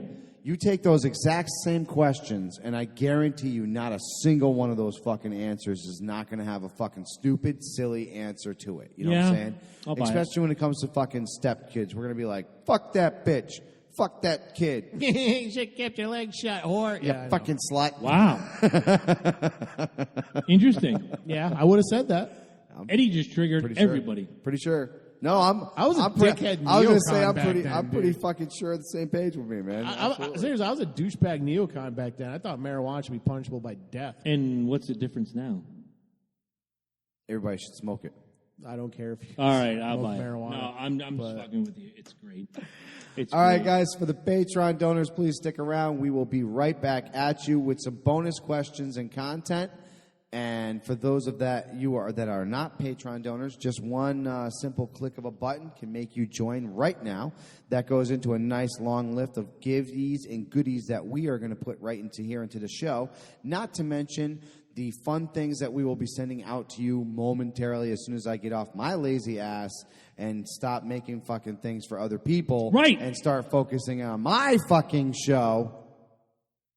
And if you really love somebody, You show them in a way that makes sense. Don't send them a fucking pizza, you dirty cunt.